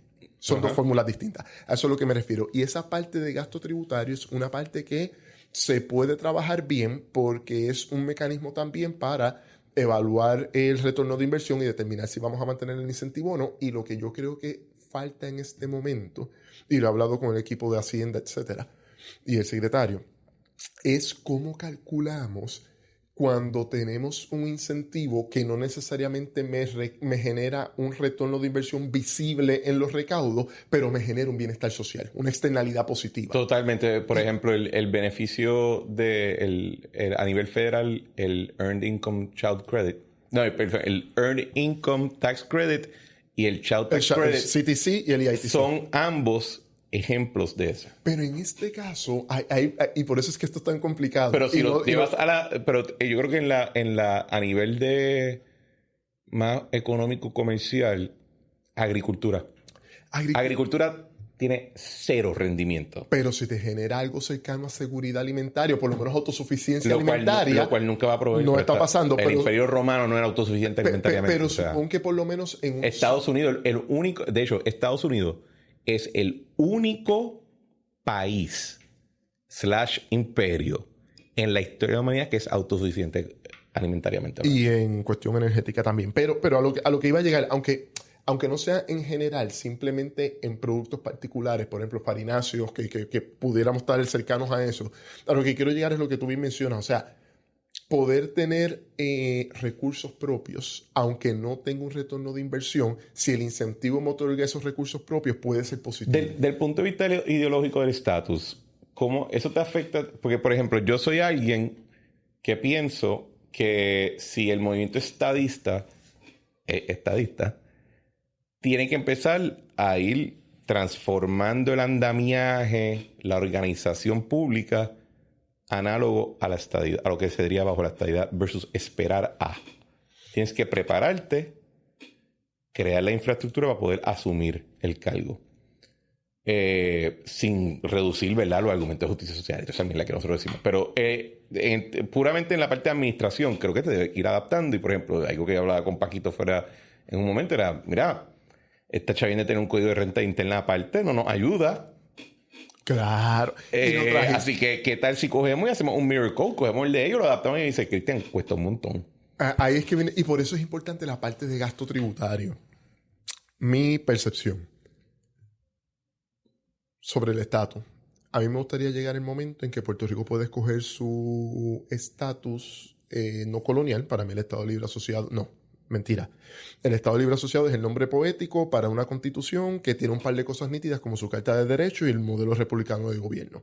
El encaje territorial... El ejecutivo, según se redactó, no me gusta cómo sea. Pues el encaje territorial de Puerto Rico con respecto a los Estados Unidos es colonial. Punto. Soy de los que cree que Puerto Rico es una colonia de Estados Unidos bajo el eufemismo de territorio no incorporado y todo el desarrollo jurídico. Me gustaría que Puerto Rico pudiera llegar a un nivel, y no sé si es alcanzable bajo el modelo del encaje territorial actual, batallo con eso todos los días, en que pueda escoger su modelo de estatus de preferencia sin tener que pensar en que o pierdo mi puertorriqueñidad o me quedo en la miseria. O sea, que podamos pensar que tenemos los recursos o el andamiaje económico no solamente para depender de los Estados Unidos, sino para aportar. Y en eso, pues, no pongas esa, déjame terminar y te dejo para que me insulte. Pero a lo que quiero llegar con eso, yo soy de los que cree que la Ley 60 existe, el Código de Incentivo. El Código de Incentivo, Ley 60-2019, existe en su amplitud, porque hay cosas ahí que están nítidas, pero en su amplitud existe porque nuestro Código de Rentas Internas es confiscatorio. Y ojo, Cristian, yo soy de izquierda. Ok, qué interesante. Yo ahora mismo en Puerto Rico... ¿Tú crees que en un mundo donde el Código de Renta Interna es más para no ser justo, para no decir justo, sino más adecuado a nuestra realidad económica, Claro. tú no tienes que dar incentivo te voy a a esa dar magnitud. un ejemplo bien sencillo. Supón que tienes esta persona de mi edad, que cumple 40 años en mayo, y está en su casa, tiene un par de propiedades, no voy a entrar ahora en cuál modelo de alquiler, pero tiene un modelo de alquiler, recibe ingresos por eso, paga contribuciones, pero eso viene de ingreso pasivo. Entonces yo, que trabajo, ya a partir de cierta cantidad, en lo marginal, de ahí en adelante, 61,000 en adelante, es 33%. O sea, es una tercera parte de mi productividad por encima de los $61,000. Entonces uno lo que dice es, mira, fine, quizás no quiero crear esas categorías en qué ingresos provienen de mi productividad marginal del trabajo, como diría Milton Friedman, versus cuáles vienen de ingreso pasivo, pero el que todavía en Puerto Rico grabemos la productividad a esos niveles, oye, y yo creo en las contribuciones sobre ingresos, pero 33% como tasa máxima con el nivel de inflación para los que ganamos más de $61,000. O sea, eso es una locura y en eso yo coincido perfectamente con la propuesta del gobernador y la de, por lo menos la de contribución sobre ingresos a individuos. Con respecto a las corporativas, pienso que pudiera trabajarse de otra manera, pero eso es otro tema. ¿No? Lo que quiero traer es que si nosotros fuéramos el ejemplo del gobernador era una pareja de policías. Exacto. Que está en 33%. Caballo, eso es lo que pago yo. Exacto. Y a mí me va sustantivamente más cabrón económicamente que a ellos. O sea, no es justo. Porque 61,500. Es como que, mira, hoy $60,000. O sea, de nuevo, hay gente ganando menos, lo sé. Lo que quiero traer es que hacer un planteamiento de que por encima de los $60,000 es un ingreso tan espectacular que hay que ponerle una tasa marginal de 33%. De hecho, una de las propuestas que existe ahora en este momento para generar ingresos y poca distorsión en la economía es un 5%, 5, a lo que se haga en las rentas más altas por encima del $1,000,000, $2 millones en diferentes partes del mundo, y eso genera montones de fondos para la inversión social. A lo que quiero llegar, tengo uno de mis mejores amigos de vida, médico, neurólogo, hermano de vida, desde los 4 años estamos en el mismo salón. Paga 4% por decreto. Yo pago 33% en la máxima, en la parte de arriba. Y entonces uno dice, ok, el 4% sirvió para corregir un problema tributario en la clase médica, pero en el resto no hay esa opción. Mala mía, pero no, eso no fue la teoría. Y como alguien que participó en la redacción de esa ley, el issue que teníamos... Era la retención.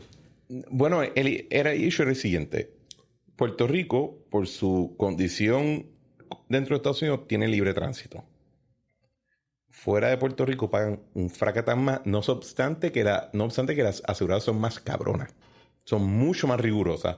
Son mucho más... tienen mucho más arbitrariedad porque la mayoría de las relaciones son comerciales, no son de planes públicos.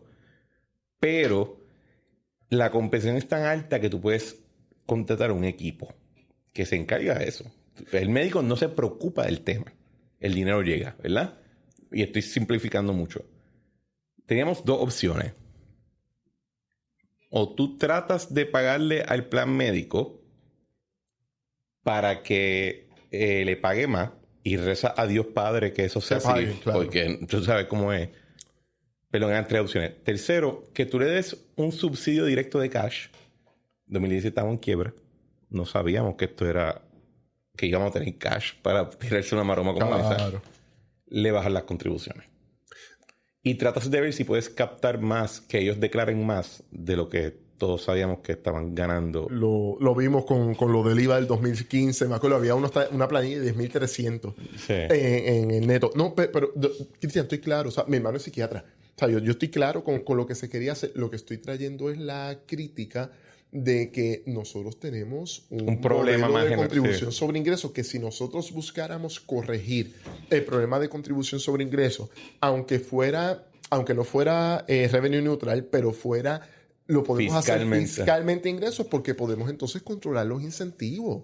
Entonces los incentivos, darlos para las áreas que de verdad queremos incentivar, alto valor agregado, research and development, lo que queramos hacer. Pero cuando yo miro el código de incentivo para empresarios jóvenes, para agricultura, cuando miro Te puedo hacer una pregunta, y esto es una pregunta abierta porque yo no tengo la contestación, ¿verdad? Yo obviamente vivo en un mundo donde los incentivos, los subsidios, toda esa vaina es parte de nuestra estructura corporativa siempre.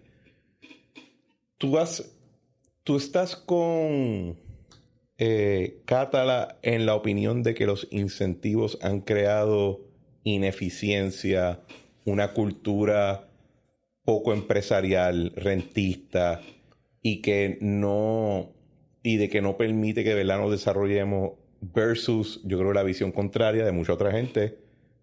Y yo te digo, yo estoy bien en conflicto, no sé cuál es cuál para mí todavía, de que los incentivos traen un nivel de actividad económica que por naturaleza no habría en Puerto Rico presente. A eso voy. Hay incentivos, lo que le digo siempre a mis estudiantes, la respuesta puntual de cada economista para sacar en todas las clases y ser exitoso en la vida. No digas depende, cabrón. Depende. No, me cago en tu vida. Depende. Mira, te voy a decir algo. Una de las cosas que yo me siento muy orgulloso en este paso de la Asamblea Legislativa es la Ley 52 del 2022. Esa es la de la foránea. La de la foránea. Múltiples reuniones con el secretario de Hacienda y su equipo, reuniones espectaculares. ¿Tú escuchaste el episodio de él aquí que fue sobre ese tema? Sí. Y él estaba también, eso es para él, yo creo que es su... Y en su momento... Y meter a Cris Agrón preso. Y te voy a decir algo del secretario de Hacienda y su equipo de trabajo. Varias veces ellos fueron a mi oficina. O sea, esto no es una cuestión de, no, yo soy el secretario, venga, o sea... él es abierto, es una persona bien. Y su equipo de trabajo. O sea, es una combinación de las dos cosas. Él como persona, como profesional, y su compromiso y la gente que tiene alrededor. Sí. Y nada, fue una dinámica bien interesante. A lo que te quiero llevar es que llegue el momento. Vamos a quitarle un 4% a las foráneas en el arbitrio, en las compras infrafirma, y la vamos a poner en los decretos. Eso hay que enmendarlo.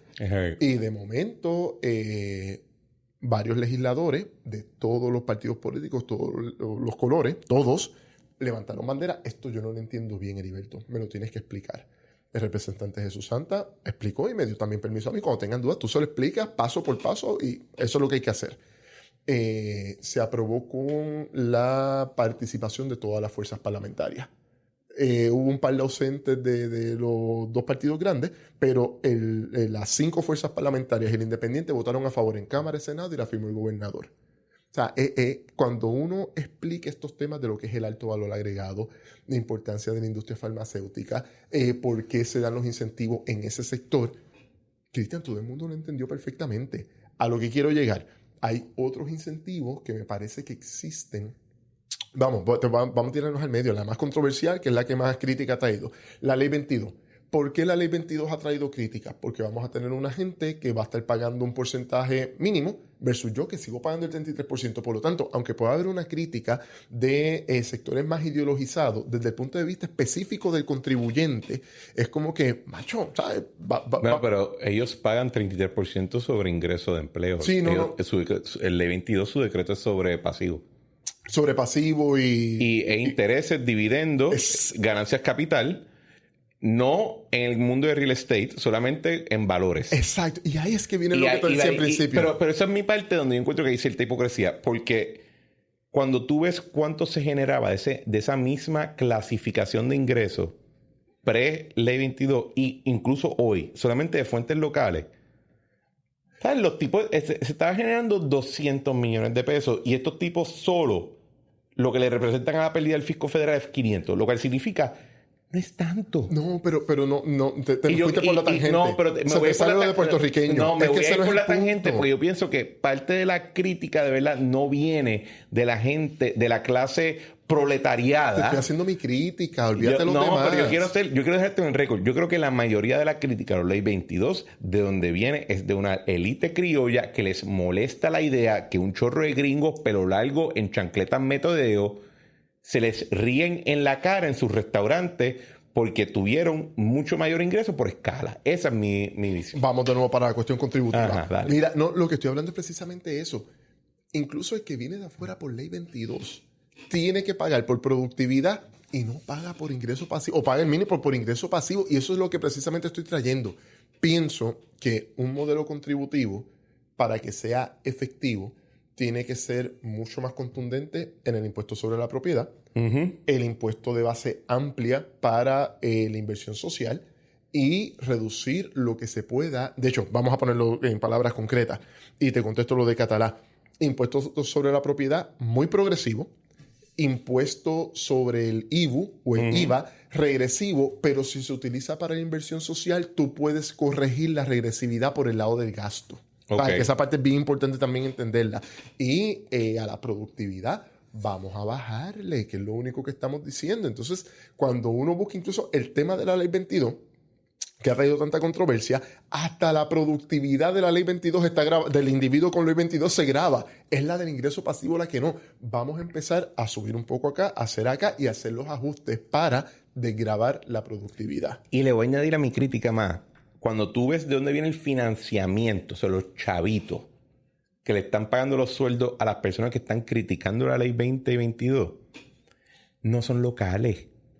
Vienen de Nueva York y de California, de los estados que están perdiendo ese ingreso fiscal. Así que ellos están financiando una oposición. Mira, pero yo creo, Cristian, que ya... Que, al final del día, si lo quieres resolver, podemos hacer un estado y pues, ya no puedes tener ley 22, pero... Y eso es bien curioso. O sea, cómo él, y esto lo digo con respeto, cómo el exgobernador Luis Fortuño expandió de manera financiera porque los poderes no fiscales. Genial, genial. Yo creo que él lo sugirió en su entrevista en este programa. Ese no lo escuché. La entrevista más larga que le ha dado, con mucho orgullo. Yo creo que él hasta cierto punto es aceleracionista en su visión de que primero él tiene un pensamiento de que el Puerto Rico tiene que tener una estabilidad económica para poder entrar a la Unión. Él es de esa escuela, por lo que dijo. Y segundo, de la visión de que, espera, si tú quieres que yo sea chévere con los demás estados, tú me entras a la Unión. De lo contrario, yo voy a coger esta supuesta herramienta o esta inequidad y la voy a apalancar hasta la 1/1000 potencia hasta que te endiable y te moleste que exista, porque eso sería incentivo para crear la unificación. Las condiciones de la... Eso después tenemos que hablarlo en otro podcast, porque yo tengo mis críticas sobre eso y no quiero aburrirlos con eso. Es mejor hablar de economía. Yo no necesariamente soy de esa visión, pero la entiendo, la comprendo y creo que tiene un punto argumentativo cuando tú ves cómo reaccionan. Tengo que pensarla porque federal. te soy honesto, no lo había analizado de esa manera. Incluso pienso que el impuesto del 4%, aunque tenía su sunset clause, etcétera, y después Alejandro la revirtió para que se mantuviera, la cantidad de ingresos que eso generó fue impresionante. Pero tú sabes que cuando ellos hacen esa ley, no sabían que iba a ser tan alto. No, estoy claro. Me reuní con varios, cuando estábamos trabajando Ley 52, pude hablar con la gente que trabajó en la redacción de ese proyecto. Por ejemplo. Y el estimado era mucho más bajo. De hecho, ellos no sabían que Microsoft tenía un centro de operaciones aquí. Qué fuerte. Ellos se enteran de Microsoft cuando empiezan a introducir los recaudos y dicen, o sea, está bien cabrón, porque si tú lo piensas, ellos crean esta ley que de momento empieza a generar todo este ingreso. Ellos no tenían la capacidad de fiscalizarla. Exacto. Porque no sabían ni dónde estaba la actividad económica. Eso es bien, bien fuerte en el sentido de que pienso, Cristian, que... Y cierro con lo de Catalá. Pienso que lo que fue la sección 936, no voy a entrar ahora si era positivo, no defenderla. Lo que quiero traer es que realmente generó unas cantidades de cash que después fueron al sector financiero, que después fueron a la burbuja inmobiliaria, a los subultos, este tipo de cosas. Pero era un castillo de naipes. Cuando se quita esa exención, muchas de estas empresas que estaban en la 936 pasan a CFC. Y el IRS hizo una auditoría 2006, 2007, 2008 y tuvieron que pagar como 300 o 400 millones de dólares de diferencia. Y después vino esto del 4% y ocurre lo que tú dices. Lo que quiero es darle apoyo a tu comentario de que algo pasó en un momento dado, y no sé cuándo, te soy honesto. Quizás administración Calderón, quizás administración Rosselló, quizás administración Aníbal, quizás administración Fortuño. Ay, que tú dices los 2 billones. Que se perdió la capacidad de saber lo que tú acabas de decir, cómo se estaba trabajando la actividad económica en Puerto Rico. O sea, esta transición... De hecho, te voy a ir más lejos. Yo tuve la cátedra de Celso Furtado de la CEPAL cuando estaba haciendo la maestría en la UPR. ¿Qué es eso, perdón? La cátedra de Celso Furtado, no sé si todavía se está dando, la trajo el profesor Carlos Rodríguez desde México, el estudio en LUNAM. Un profesor que... De la Universidad Autónoma de México. Nacional Autónoma de México. Okay. Te voy a traer la lista, él me la envió, le voy a pedir permiso a ver si la puedo divulgar, la lista de sus publicaciones de temas de matemática económica. Okay. Carlos es un amigo, le tengo mucho aprecio, una bestia.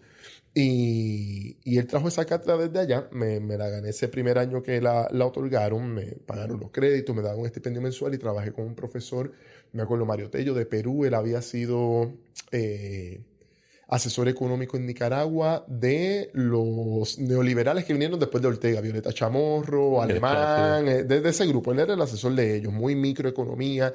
Y me decía... Yo tuve un amor platónico de apellido Chamorro. Pues todavía la recuerdo. Pues te voy a decir algo que quizás no todo el mundo tiene claro.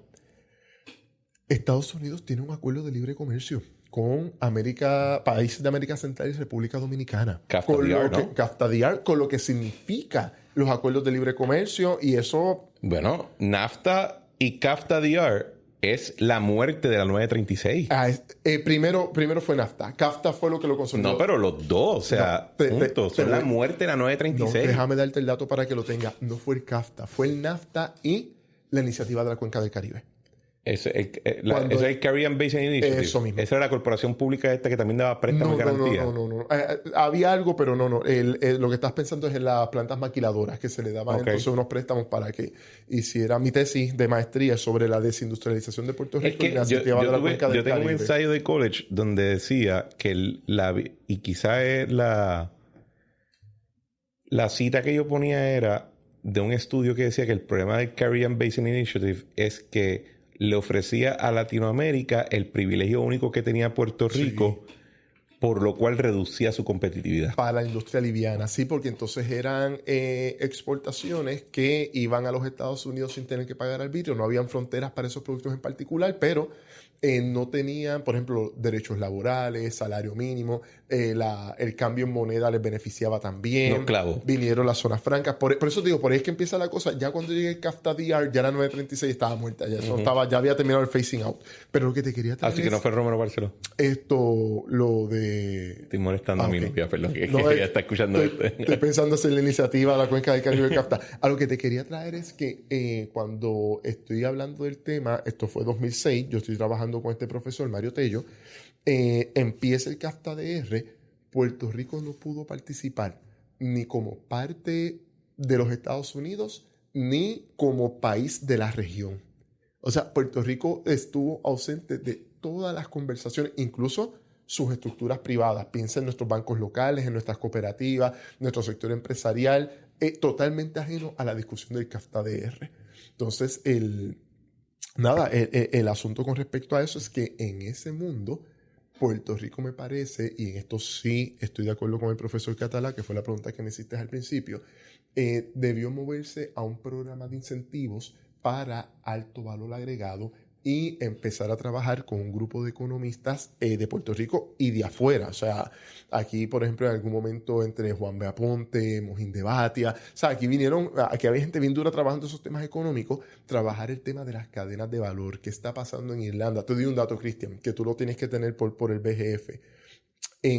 Cerca del 30% del valor de las importaciones que vienen a Puerto Rico vienen de Irlanda. Sí. Entonces, cuando la gente dice, ¿pero y qué viene de Irlanda? Pues obviamente raw material para químicos, sí. Industria farmacéutica. Hay alto valor agregado. Entonces, el problema es que, para concluir, tenemos un sistema de código de rentas internas confiscatorio en todos los niveles y los incentivos, en lugar de ser incentivos para desarrollar áreas que queremos desarrollar, se ha convertido en el remedio para un sistema de código de rentas internas que es confiscatorio. Y básicamente cuando tú lees la ley 60, tenemos que estar dando incentivos y créditos para básicamente todos los sectores industriales en Puerto Rico, hasta la de cine. Hasta el cine. Hasta el cine tenemos que darle también, porque si no, no tenemos... O sea, y eso es lo que está diciendo Catalá. Saludo a mi amigo de cine. Oye, vamos a bajar... Y de nuevo, hacen sus cositas nítidas, pero lo que estamos diciendo acá desde mi perspectiva, oye, vamos a evaluar el tema de la contribución sobre ingresos, vamos a trabajar el tema de contribución sobre la propiedad. Eso es lo que más o menos yo pienso que es la línea que está diciendo la Junta en este momento, y tengo que reconocer en discusiones con el secretario de Hacienda, que mientras el IBU, cada punto de IBU me genere $300 millones, con perdón de mi gran admirada periodista Carmen Jovet, bien difícil que el gobierno de Pierluisi y los gobiernos posteriores decidan bajar el IVU un El IVU, 1%. no, sí, el IVU está... Uno puede tomar... Requiere un nivel de recorte que no creo que estamos ready. Pero te hago una pregunta, porque creo que terminamos en la pregunta sobre Catalá terminó en este punto de que Puerto Rico no participó en las discusiones ni como parte interesada de los Estados Unidos ni como parte interesada de la región del Caribe. ¿verdad? Y nuestro sector privado tampoco participó. Sí, pero eso es normal. Son todo un chorro de borrachones. No, hay mucha gente buena. Mucha gente se cae en la madre. No. Mi crítica a nuestra élite económica es su ignorancia, su falta de cultura, su falta de emprendimiento. O sea, cada vez que yo leo a cierto columnista chuparle las nolas a esta gente, yo vomito. Ok. Y lo digo como un traidor de la clase, ¿verdad? O sea, los quiero mucho. La pasamos brutal cuando jangueamos. Pero son una élite mediocre. Y yo creo que Catalá coincide contigo en ese punto. O sea, hemos incentivado tanto este sector, no se han desarrollado están como... gendíos a las 2 de la tarde. Gendíos. Algo cultural también. Gendíos. Anyway, más allá de mi... Esa parte tienes que editarla. Yo no edito nada, papá. Ya, esto es lo bueno de ser cancelado, Heriberto. Ya no hay manera que alguien pueda quedar en shock. A lo que iba, Caraballo Cueto es amigo tuyo, ¿no? Claro. Yo no lo he conocido. Me gustaría... Si me puede hacer la introducción, me gustaría. Y by the way, tremendo tipo. Estudiamos juntos en la maestría. Okay. Le tengo mucho aprecio. Caraballo Cueto sacó, lo vi en redes sociales, lo vi en el periódico, un estudio reciente del impacto económico de un cambio de estatus. O sea, independencia, estadidad. Si puedo resumir lo que entendí que era de su estudio, decía... En ambas situaciones puede haber crecimiento económico, ambas situaciones requieren un nivel de cierto sacrificio y sufrimiento que nadie está contemplando o discutiendo. Tú te has hecho, y cuando tú y yo nos conocimos, tú eras independentista heavy, ¿verdad? Yo estaba ya en mi proceso de cambio. ¿Tú te has hecho más ambiguo en tu visión? ¿Te has hecho más... Por ejemplo, el jueves, para darle un poquito de discusión, de carne a los que escuchan, tenemos un happy hour bien chévere. Interesantísimo. ¿Verdad? Y yo decía, mira, aquí parte del problema es que los primeros que abandonaron el ELA fuimos los puertorriqueños. Que al segundo que tuvimos un problema económico, nos montamos un avión, sacamos la mano y dijimos que éramos chavitos federales. Versus lo que creo que fue el plan original de ELA, de que nuestros problemas son nuestros problemas. Reconocemos unos problemas en conjunto que trabajamos en conjunto, o sea, por ejemplo, la milicia, el seguro social, etcétera. Moneda. Pero mientras que tú no me estés pasando leyes que me apliquen a mí y yo no te pida chavo, tú te quedas allá y yo me quedo acá. Ese fue el ELA original, ¿verdad? De la manera que yo lo leo. Y le añado el footnote de que pues, también creó un ejecutivo súper fuerte que le permitió a Muñoz ser casi dictador, ¿verdad? Pero, y Dios lo bendiga. Pero ¿verdad?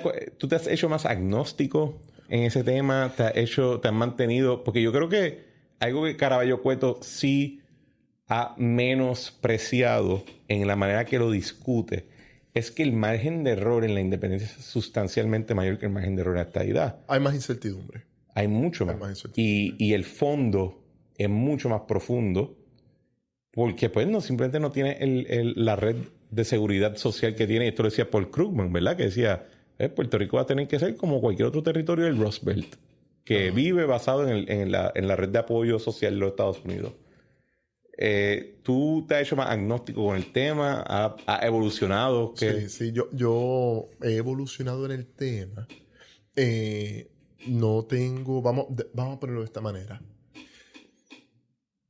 No estoy convencido de que la posibilidad de hacer cosas bajo el encaje territorial actual, que de nuevo es colonial, no tengo ningún problema en decirlo, haya llegado al límite. O sea, he conocido empresas, por ejemplo, conozco esta marca muy famosa de chocolate, que tiene la parte de agrícola en República Dominicana y la parte de manufactura, alto valor agregado la tiene en Puerto Rico y hace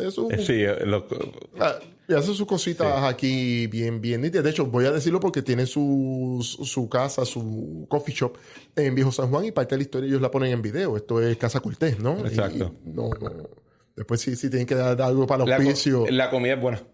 Por eso, o sea, se pueden hacer cosas en los tiempos del libre comercio. Por ejemplo, nada impide esto, el licenciado Alfonso Orona creo que pueda dar fe, nada impide en que un estudiante de la UPR de Derecho pueda hacer una titulación en España, Barcelona. Claro, sí. Eso está ahí, que venga el licenciado Orona y hable un poco más de su experiencia sobre el tema. O sea, hay un montón de experiencias que se pueden hacer dentro del modelo actual. ¿Por qué? Porque el modelo globalizador pues, permite una serie de dinámicas. Ahora, si tú me preguntas, Heriberto, estatus en este momento, yo te defendería la libre asociación con soberanía, un tratado de asociación que mantenga seguro social, Medicare, aportaciones del Medicaid, con lo que se negocie. El tema de la ciudadanía va a estar ahí, pero eso es un tema más político, jurídico, en el cual yo no intervengo. Eso se lo dejo a mi gran amigo y mi compadre Iván Rivera. Yo me quedo en la parte un poco más de política económica, pero sí estoy ya en una etapa de mi vida me estoy acercando de manera acelerada a los 40, donde el tema de la independencia y la estadidad no me provoca estrés. O sea, si mañana Puerto Rico es independiente, yo como economista, como cooperativista, como maestro de matemáticas, tengo proyectos y me ilusiona. Si Puerto Rico mañana se ha aceptado, también tengo proyectos bajo los mismos parámetros y también me ilusiona. ¿Cómo fue que la pregunta que tú me hiciste de Alexandria Ocasio-Cortez? Que sí, de momento en el 2028 Alexandria Ocasio-Cortez era presidenta de los Estados Unidos, si vamos a transicionar de nuevo yo a la estadidad y tú a la independencia. Y mi contestación fue que no, quizás le montó remotamente una guerrilla en Montana, pero aparte de eso todo estaría bien. Pero no, lo traigo porque de verdad el tema y de nuevo lo digo abiertamente para que podamos establecer claro las coordenadas, porque no me gusta dejar ambigüedad para el público. Me parece que los modelos socialdemócratas en la actualidad, a pesar de los retos que tienen, son los más adecuados en términos de crear un equilibrio entre una inversión social para crear el piso común entre la salud, la educación y los accesos, pero a la misma vez te permite enriquecerte por tu productividad. Yo no creo hoy que ser rico sea malo. Yo creo que el que trabaja más duro debe ganar más que los demás. Lo único que estamos diciendo es que en un sistema en el cual la Constitución es garante del uso y disfrute de la propiedad privada, los que ganamos un poco más y tenemos un poco más de ingresos debemos aportar un poco más que mis ex colegas maestras de matemáticas, que no me parece justo que tengamos un impuesto regresivo en ese sentido. Pero por eso te hablaba de Alexandria Ocasio-Cortez. Tú eres un fabiano. Hay algo de eso, pero no, lo que lo quiero dejar claro es que me parece que es la manera más... Pero es que yo no creo que ella esté en esa misma... Quizás ella va un poquito más a la izquierda, pero por ejemplo el tema del Medicare for All, o sea, si de momento en Puerto Rico se lograba paridad en el Medicare, que esto estuvo en el caso del Tribunal Supremo hace poco, que dijeron que si podían discriminar... No, era de Seguro Social Suplementario. Exacto, Seguro Social Suplementario. Hubiese paridad en el Medicaid, hubiese un estado de bienestar fuerte. Y tú me preguntas a mí, ¿tú estás en contra de la estadidad? Oye, yo tendría que decirte que no, Cristian, mira, esto es una realidad. Y de hecho, pienso que en un momento como el actual, la mayoría de los puertorriqueños favorece la estadidad. Ganaron una elección con 52% en el año 2020. Aquí las preguntas son dos. Número uno, si hay posibilidad de seguir defendiendo la libre asociación en un espacio... Una pregunta, ¿cuál es la virtud de la libre asociación? La virtud de la... Porque yo, y te lo pongo en este contexto, para mí no tiene ninguna. Para mí es independencia con un nombre más mercadeable. Pero... Está siendo muy poco liberal con esa respuesta. ¿Cómo? Está siendo muy poco liberal. Yo soy un post-liberal. Okay. Yo veo... Y un amigo que tenemos en común que dice, no, yo soy independentista. Y le preguntamos, ¿por qué? Porque en la independencia tú puedes oprimir de verdad. La estadidad es una mierda. Pero no estoy en esa línea. Pero lo que te quiero decir es que la independencia, creo que su virtud sería la posibilidad de que una élite local pueda experimentar genuinamente con asuntos con nuestra particularidad regional versus en la estadidad, donde lo que uno entrega es la capacidad de experimentar. Tú estás encajando a un molde. Aunque pueda diferenciarse, hay un molde ya establecido. La libre asociación me elimina la posibilidad de experimentar y no me da todos los beneficios de estar dentro del molde. Vamos con calma porque me estás sacando un poquito de mis temas, pero quiero trabajarlo. Quiero pasar trabajo contigo porque tú has pensado mucho este tema y te lo respeto. Y no tengo ningún hecho con la estadidad.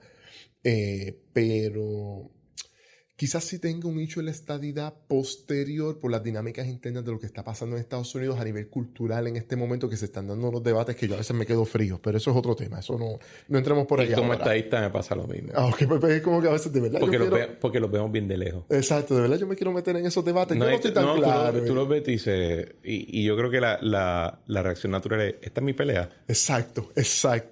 Mira, número 1, el concepto amplio bajo el derecho internacional es soberanía y como tú bien dices, tiene dos fragmentaciones, la independencia y la libre asociación. Pero te voy a corregir, no creo que ni soberanía. Yo creo que Muñoz tiene razón. En un mundo con misiles nucleares, la soberanía la tienen 3. Bueno, pero me refiero a cómo se define el concepto. Cuando Exacto, vas a la legalmente. 14, legalmente, exacto. La independencia y la libre asociación. Ya que me pones en la parte difícil, no quiero extenderme mucho para no aburrir al público. Yo pienso, Cristian, que... Y te voy a explicar ya mismo por qué. Los puertorriqueños necesitan, a pesar de que los ricos que tú dices, te los reconozco, eso tiene un nombre, ley de hierro de las oligarquías. De que de momento nos movamos y de momento venga una oligarquía política. ¿Tú has leído la escuela elitista? Claro.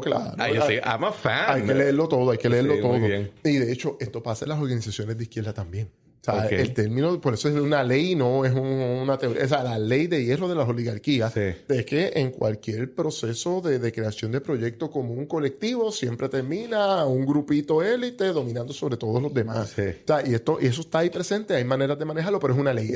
Esa tendencia siempre va a estar. Entonces... como vimos el domingo en la elección popular. Eso para más ahorita. Pero nada, a lo que te quiero traer es que desde el punto de vista de mis experiencias, el tema de la independencia, viendo por ejemplo lo que está ocurriendo con la hermana República Dominicana, lo publiqué hace poco, ya por primera vez en muchas décadas, por no decir par de siglos, la economía de la República Dominicana, medida en Producto Interno Bruto nominal, es más alta que la economía, más grande, que la economía de Puerto Rico en Producto Interno Bruto nominal. Si ellos tuviesen la capacidad de imprimir dinero, como tienen los Estados Unidos, sí, pero no es lo mismo ser la Reserva Internacional que ser el regional. ¿Y qué pasa si imprime mucho dinero? Bueno, yo creo que... Hiperinflación, ya pasaron por eso los 80. No, a lo que voy es que su política monetaria tiene una restricción que no tiene la federal estadounidense. Yo creo que ellos están ya a un nivel donde podrían comer las novelas feliz de la vida sin reírse. A eso vamos. Hay unos retos. Por ejemplo, el peso de la deuda pública con respecto al Producto Interno Bruto ha aumentado de 60 a 80%. Sí. La línea psicológica, esto tiene sus debates teóricos bien fuertes de los cuales yo participo. No voy a entrar en ellos ahora, pero la línea psicológica es 90%. O sea, que están ya cerca de ahí. En la cuestión hay alianzas público-privadas. Tienen unas zonas francas que se pueden ver afectadas si se aprueba el Guilty Tax a nivel internacional. O sea, hay unos retos que ellos tienen que enfrentar. De hecho, sus principales fuentes de divisa europea y dólar son turismo y las remesas. Las remesas es lo que ha logrado hacer que la República Dominicana pueda tener un modelo de crecimiento sin inversión social de base amplia, ¿no? Porque eso es lo que controla la pobreza. O sea, los retos están ahí. Porque la remesa y la caridad reemplaza la... Claro, entonces, ¿qué ocurre? Tenemos a la República Dominicana creciendo a 5.5 en los últimos 15 años. No obstante, por esa extrema se mantiene en el 10%. O sea, no estoy creando el paraíso en la República Dominicana versus en la colonia, que todo está bien fastidiado. Pero se ha visto el cambio. A lo que voy. Y hay un efecto espiritual. A eso voy. Mi hecho es que todavía siento que en Puerto Rico el tema de la colonia, más allá de ser político, es sociológico y cultural. Puedes decirle espiritual, maldito madre. Y espiritual. Pienso que vamos a necesitar... Pienso que incluso ser Estado, sin haber pasado por ese proceso de tener que ser responsable por nuestras propias decisiones, y no terminar creando un Puerto Rico en Nueva York, un Puerto Rico en Orlando, pues básicamente lo que hace es que vamos a tener un Estado 51 dependiente, vamos a tener una balanza comercial positiva, una balanza de pago me cago en 10, con respecto a Estados Unidos, con respecto al gobierno central, totalmente positiva. Nosotros no vamos a aportar nada, ellos van a aportar un montón para acá. Qué interesante, porque yo lo veo a la inversa. Porque yo creo que, y fue yo creo uno de los catalistas de mi pensamiento, fue decir, yo creo que cuando ya pasan 100 años y no ha nacido un puertorriqueño que no sea ciudadano americano en ese siglo, y todo tu estándar, todo tu criterio de juicio y de evaluación está basado en el estilo de vida material norteamericano, y tu cultura está empezando a asemejarse, y y la cultura es como una radiación, o sea, mientras más cerca está, es imposible de tenerlo, porque te está entrando. La única manera que puedes adquirir esa responsabilidad es yéndote full. No es... creo que para nosotros sería traumático a un nivel casi sin recuperación alejarse versus integrarse. Y yo creo que es que viene el fenómeno de la libre asociación. Yo pienso... El mercadeo. No, hay algo de mercadeo, obviamente, o sea, porque la independencia por razones históricas no necesariamente... hay razones históricas que tienen que ver con lo que se dice siempre del tema de la persecución. Todo eso está ahí, la cuenta del problema, lo reconozco y le doy mucha validez. Pero también estoy notando que el movimiento independentista, de la mano de Juan Dalmau y un relevo generacional, está pasando por una etapa que por primera vez empiezan a ampliar su base. En algún momento como que el independentismo era un independentismo muy aburguesado, muy intelectualoide, y es que bendito, los puertorriqueños no entienden nada de esto, hay que educarlos. Cada vez que alguien a mí me decía, hay que educar al pueblo, yo decía, mira, ese pueblo en un apocalipsis zombie sobrevive antes que tú. Mil veces. Quiero que tengan eso claro. Razón, sí. Y te he escuchado a veces, y yo en esto coincido contigo, de que les encanta amar al pueblo, excepto mi frase es, aman a Puerto Rico, odian a los puertorriqueños. Exacto, ¿por qué? Porque, pues, por esto, lo otro. Oye, ese es Puerto Rico. A mí me encantaría tener una visión ideológica que pudiéramos trabajar con unas bases sociales preexistentes, que sean, qué sé yo, activos, súper educados. No es el caso. El Puerto Rico de hoy es un Puerto Rico con un montón de situaciones, y el que quiera trabajar en política pública y en política de estatus tiene que trabajar con el Puerto Rico de hoy. Por ejemplo, una situación que yo tenía muchas veces con colegas marxistas es que yo soy ateo, ellos también, pero yo decía, oye, si nosotros vamos a trabajar cualquier tema en Puerto Rico, yo tengo que contar con un montón de iglesias, punto. No, porque es que la gente tiene que... No, la gente no va a aprender nada. La condición de posibilidad de vida de montones de puertorriqueños es la iglesia pentecostal, católica, evangélica, y hay que trabajar con ellos, y punto. ¿Verdad? Reconocer que rechazarlo implica rechazar un nivel de sabiduría conglomerada a través de siglos. Claro, y no solamente... que te puede ayudar. Pero ahí lo estás viendo también desde el punto de vista de esa sabiduría de siglos aglutinada por la institucionalidad. Yo te estoy hablando de las bases, que quizás esta gente... Es lo que yo estoy hablando. O sea, vamos a poner de esta manera. O sea, el ser perfectamente racional atomizado de la iluminación y la ilustración, si existe, son bien pocos. By the way, y ese es el homo economicus. Por eso mis debates. Estoy totalmente de acuerdo. Y por eso es que yo digo, yo soy tan progre como Otto von Bismarck. Porque tú ayudas, pero gobernar le toca a una gente. Y la democracia hasta cierto punto funciona como un salvaguarda de la arrogancia de esa gente. Pero no es porque tiene una virtud especial. Es porque la arrogancia, como en todo elemento, puede corroer hasta la incapacidad.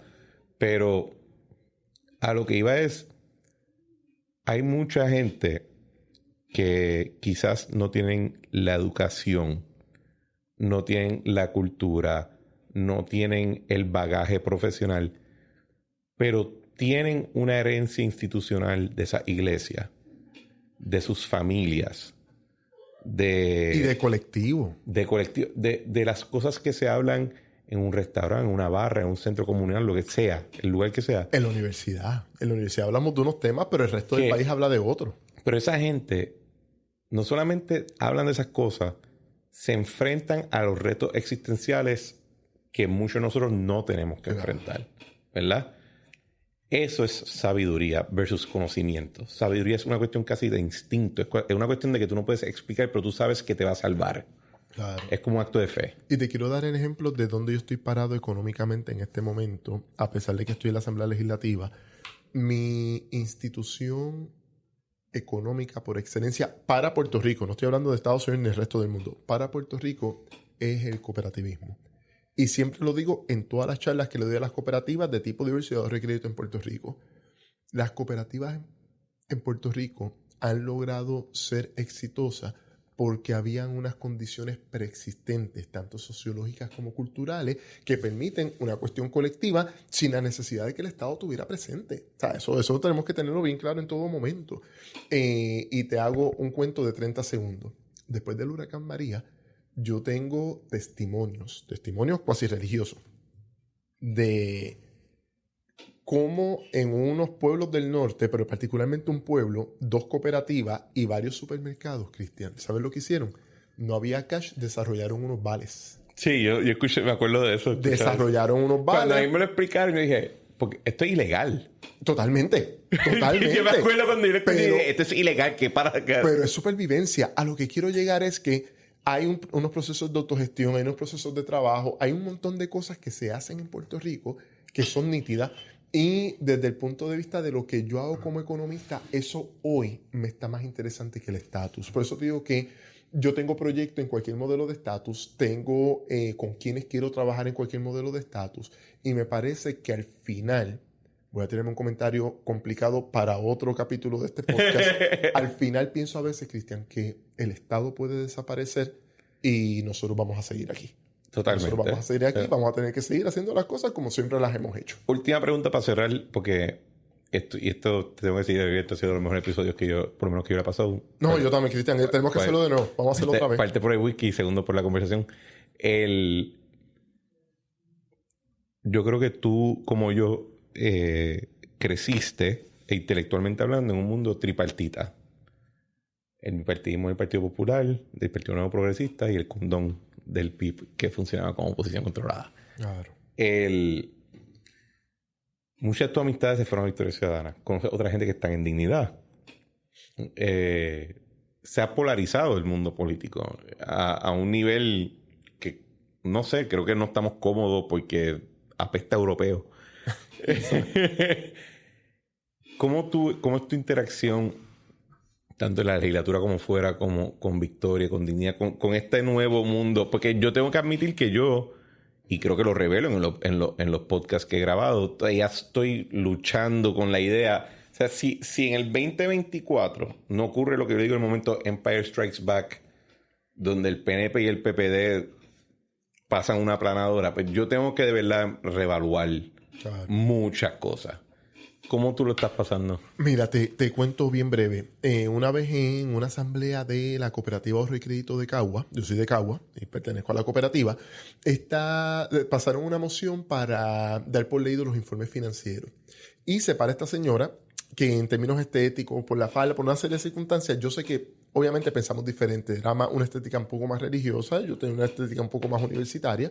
Ya se levantó. ¿Había Mahón en la estética? Sí. Okay. Y dilo, ese es el issue. No, pero no. Tiene un problema con faldas de Mahón, cabrón. Eso no, ningún problema. Yo no, pero tú sí. A lo que quiero llegar, él levantó la mano y dijo, yo soy de esta cooperativa y el deber de ustedes es explicarme para que yo entienda los estados financieros. Yo me paré y empecé a aplaudir y todo el mundo empezó a aplaudir. Estábamos de acuerdo en ese punto. O sea, a lo que voy, estoy en una etapa de mi vida que quiero buscar acuerdos con los diferentes sectores. Me formo en un mundo bipartita con un partido más pequeño para absorber quizás votos de protesta generacional. Exacto. Pero mi choque profesional duro en todo este proceso es tener que bregar con los temas traumáticos que estábamos hablando al principio, con 5 partidos políticos en la Asamblea Legislativa. O sea, que uno de momento dice, espérate, ¿qué está pasando aquí? Entonces, nada, te doy varios ejemplos y te contesto puntual la pregunta. Hay una economista a quien le tengo mucho aprecio, estudiamos juntos, una economista brillantísima, Dimarilis Bruno. Ella en este momento es la economista de la senadora Joan Rodríguez Bebe en Dignidad. ¿Cómo se llama? Dimarilis Bruno. Liz Bruno. Dimarilis Dimarilis Bruno. Bruno. Una economista, y tú sabes que yo tiendo a ser medio soberbio en estos temas, Cristian, una economista que yo digo lo que, o sea, es espectacular. Y Ok. lo que es matemática, espectacular. ¿Y te sorprende que trabaje con Joan? No, de hecho, desde que estudiamos juntos, ella y yo siempre hemos sabido que ella es creyente, Ok. yo soy ateo y nos hemos llevado siempre súper bien. Le tengo aprecio personal, o sea, no, sin ningún tipo de problema.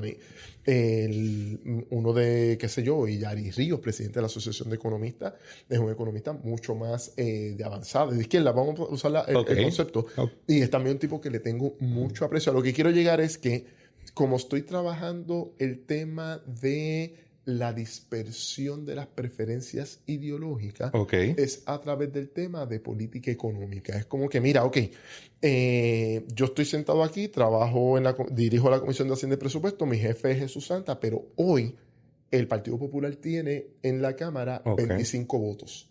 La mayoría, no, 24 y de deseo, o sea, nada, el fallecimiento del representante Díaz Collazo, que falleció en las últimas semanas, y pues nada, yo me expresé ya sobre el tema. Muy lamentable, tremendo ser humano, pero en lo que se decide que se va a hacer con la vacante, pues estamos hablando de 24 votos, pero 25 una vez se llene la vacante. Luis Raúl es independiente, que entró como parte del Partido Popular, ya no está. Son 25 votos, mayoría es 26. En el Senado, el Partido Popular tiene 12 votos, mayoría es 14. Y el gobernador es del Partido Nuevo Progresista y la Junta, que es otro tema. A lo que voy, aunque al principio me dio un poco de esquizofrenia política, de qué está pasando aquí. Espérate, ¿cómo es esto? Que antes era hablar con el representante Denis Márquez, un tipo muy brillante del PIB, hablar con portavoz del PNP y se acababa el problema. No, ahora tenemos a Dignidad, tenemos a Victoria Ciudadana y muchas veces hay que buscar esos votos porque estamos en 25 votos. Para darte un poquito de darle peso a lo que acabas de decir. Cuando yo era jefe de agencia, yo en la legislatura hablaba con el presidente de un cuerpo, con el presidente de otro cuerpo, quizás tenía que tocar base con el líder de la mayoría de cada uno, y si eran temas puntuales, por ejemplo, Larry Selhammer, que dominaba el tema de energía, y otros, ¿verdad? Análogos, yo no tenía que hablar con mucha más gente. Claro. De vez en cuando el gobernador preparaba la conferencia, uno iba, daba su explicación, contestaba sus preguntas, te vas para tu oficina y se acabó el tema. O sea, no es esto que tú estás diciendo, eso no era. Y la parte positiva es que me siento que puedo hacer pedagogía. Siento que he aprendido mucho tanto de la delegación azul como la de Victoria, la del PIB, la de Dignidad, porque aunque no esté de acuerdo, puedo entender entonces razones. Muchas veces uno piensa, esta es mi verdad y los demás lo que están son loquitos o buscones o lo que sea. De momento uno dice, fíjate, esto que están pensando no es descabellado. O sea, me parece que vamos dirigido a... Tú ves maduración. Sí, veo madurez, pero también con... No, pero yo no veo madurez, yo veo el proceso, maduración. Estamos en el proceso, estamos en un proceso de que nos tenemos que entender. Te voy a dar un ejemplo. La medida para donativos legislativos se aprobó con 27 votos, 25 del Partido Popular y los 2 de Victoria Ciudadana.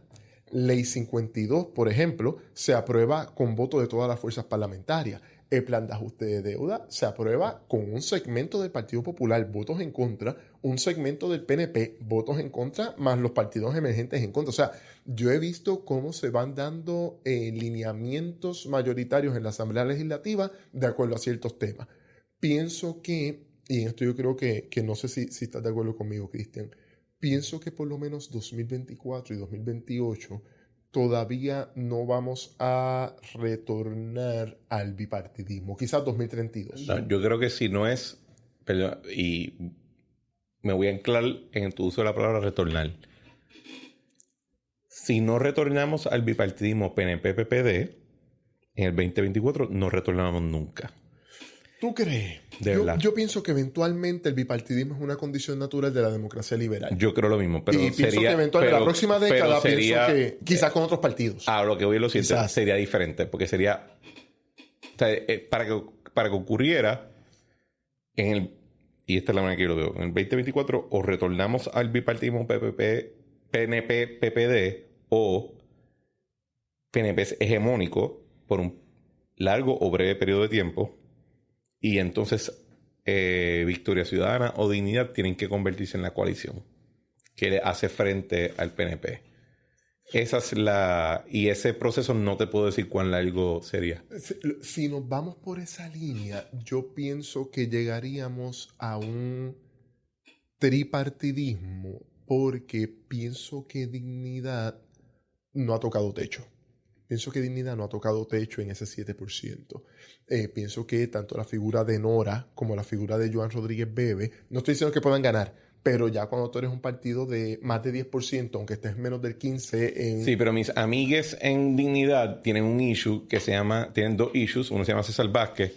El segundo se llama el elemento gay. No, en el Puerto Rico moderno... Por eso digo, no que te digo que vayan a ganar, pero va a tener un segmento conservador. No, pero te lo digo bien claro. O sea, en el Puerto Rico de hoy en día, que no obstante ¿verdad? Su vena conservadora es altamente tolerante e incluso promotor de tener tus familiares y tus amigos gay en igualdad de condiciones legales, en comodidad social, y no les gusta el elemento prejuiciado de la retórica de algunas personas que no creo que son Joan ni Adanora, pero que sí otra gente dentro de Dignidad adelantan, y entonces incluso no creo que ni Lisibulgo, pero hay una gente en Dignidad que lo ha visto y yo, tú te estás restando ahora mismo porque no quieres aceptar que después de 2000 años hubo un cambio y no es lo mismo que lo otro que estás peleando. Yo pienso, y coincido, yo pienso que ese tema no les va a permitir llegar a ser mayoría. No les va a permitir llegar a 25. Pero no, ni siquiera. Estoy pensando en un 10. También estoy pensando en un 10%.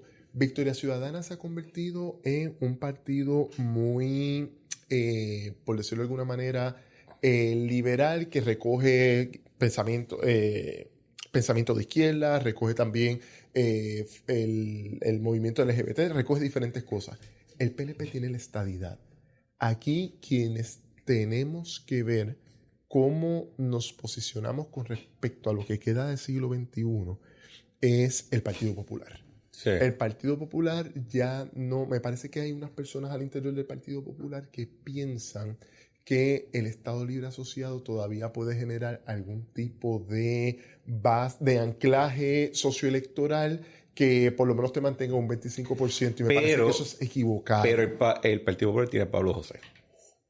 Y como alguien que trabajó para un príncipe, no menosprecies el valor de trabajar para un heredero, príncipe, monarca de la institución. Pero a eso vamos, pero quizás Pablo José... Y no lo digo, y de hecho, no lo digo como despectivo.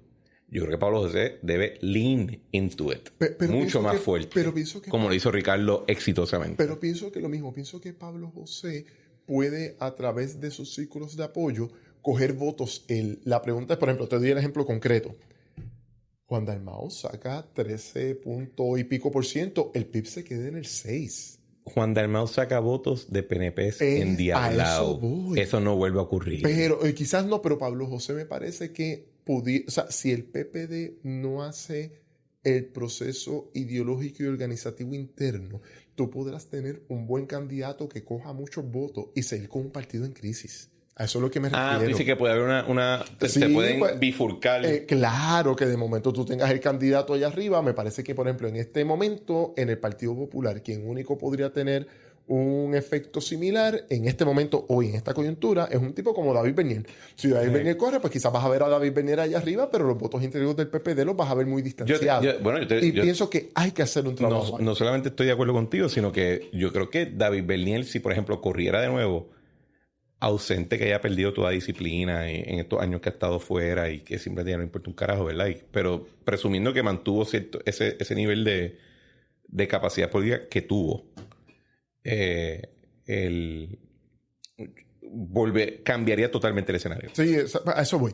Y pienso que... Pero yo no creo que Pablo José está en ese este nivel momento todavía. no, más nunca. Creo que le quedan unos añitos, pero puede llegar. Y el otro problema que pienso que va a tener Pablo José, que lo va a tener también Jennifer, Pedro Pierluisi, Joan Rodríguez Bebe, Manuel Natal, es que en el siglo XXI, Cristian, estoy notando que las marcas de partido están sufriendo todas por igual por el simple hecho de ser partidos políticos. Y ahí es que la gente está buscando más personas que... Y ahí es que yo veo el valor del heredero, del príncipe. Por eso, y la persona cogerá sus votos. Tú puedes, es verdad, la marca del partido puede estar sufrida, especialmente cuando tienes un ñemo fucking corriendo por el puesto.